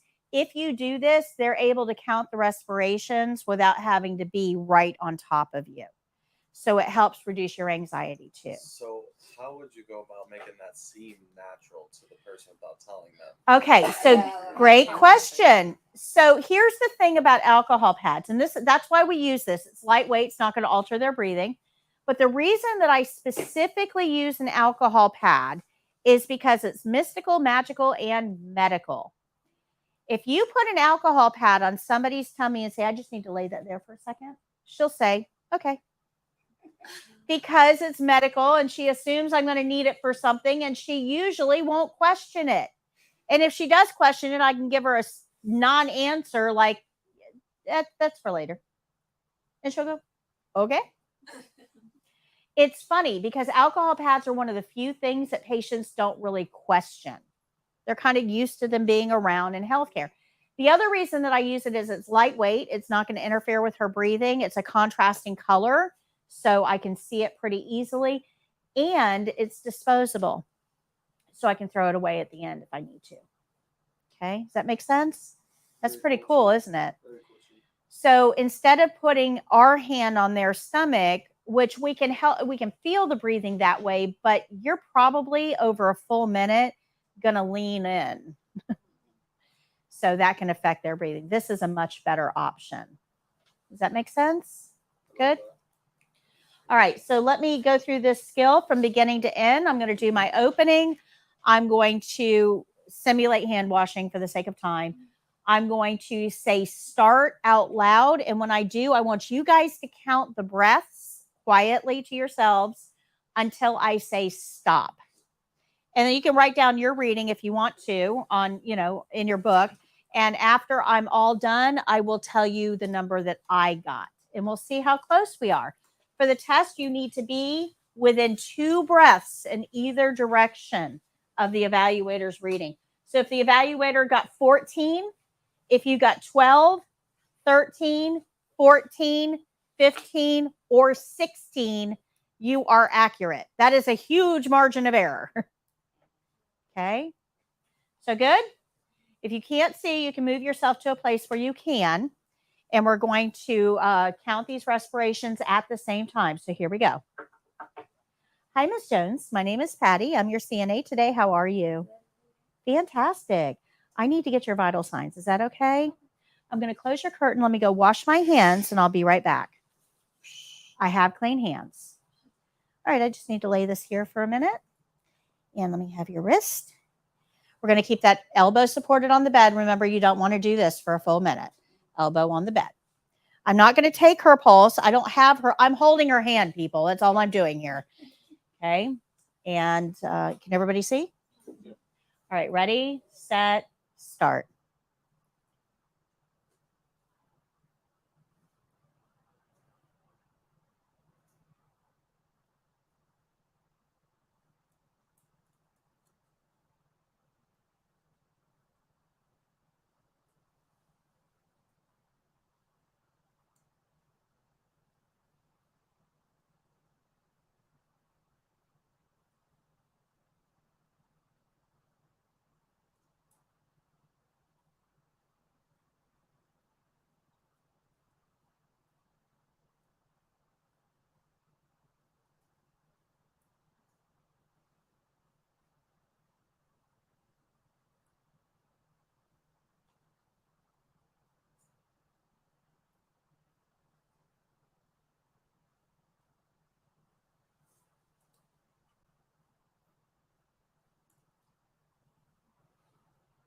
Stop.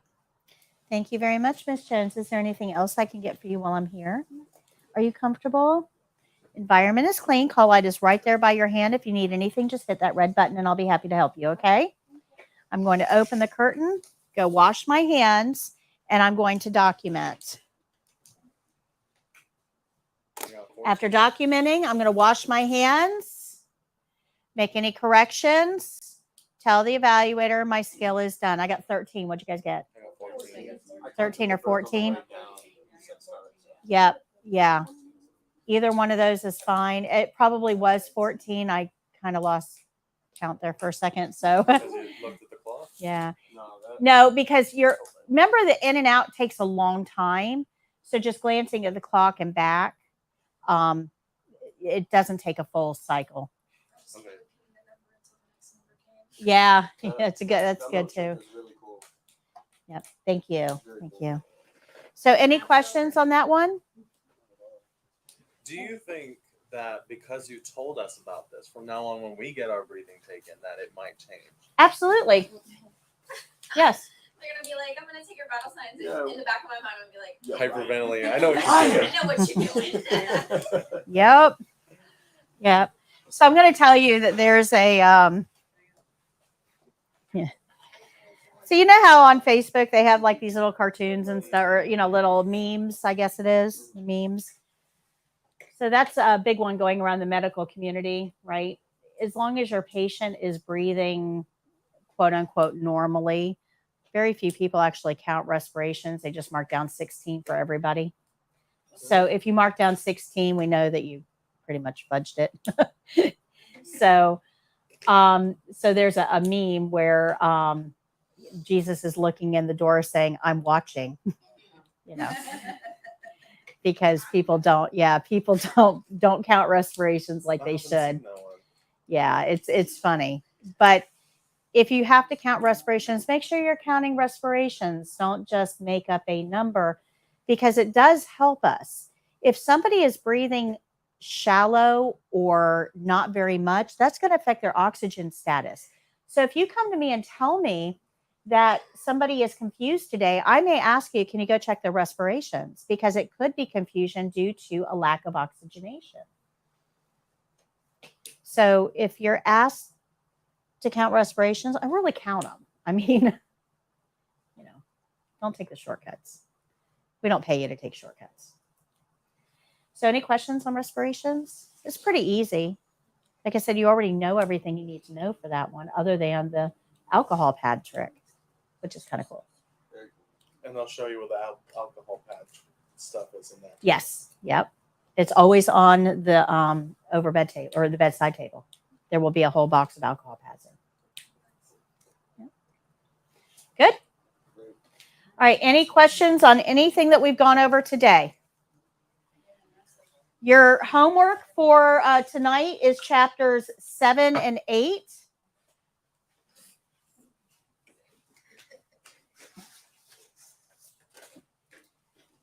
Chapters 7 and 8. You're going to read the chapters in your yellow book. You're going to take the test in the white book for 7 and 8. These are your review sheets for today's class.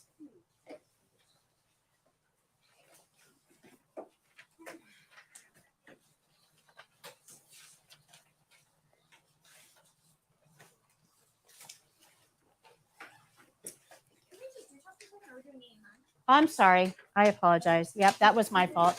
8 and 9. Sorry. Yep. No. We just did 7. 8 and 9.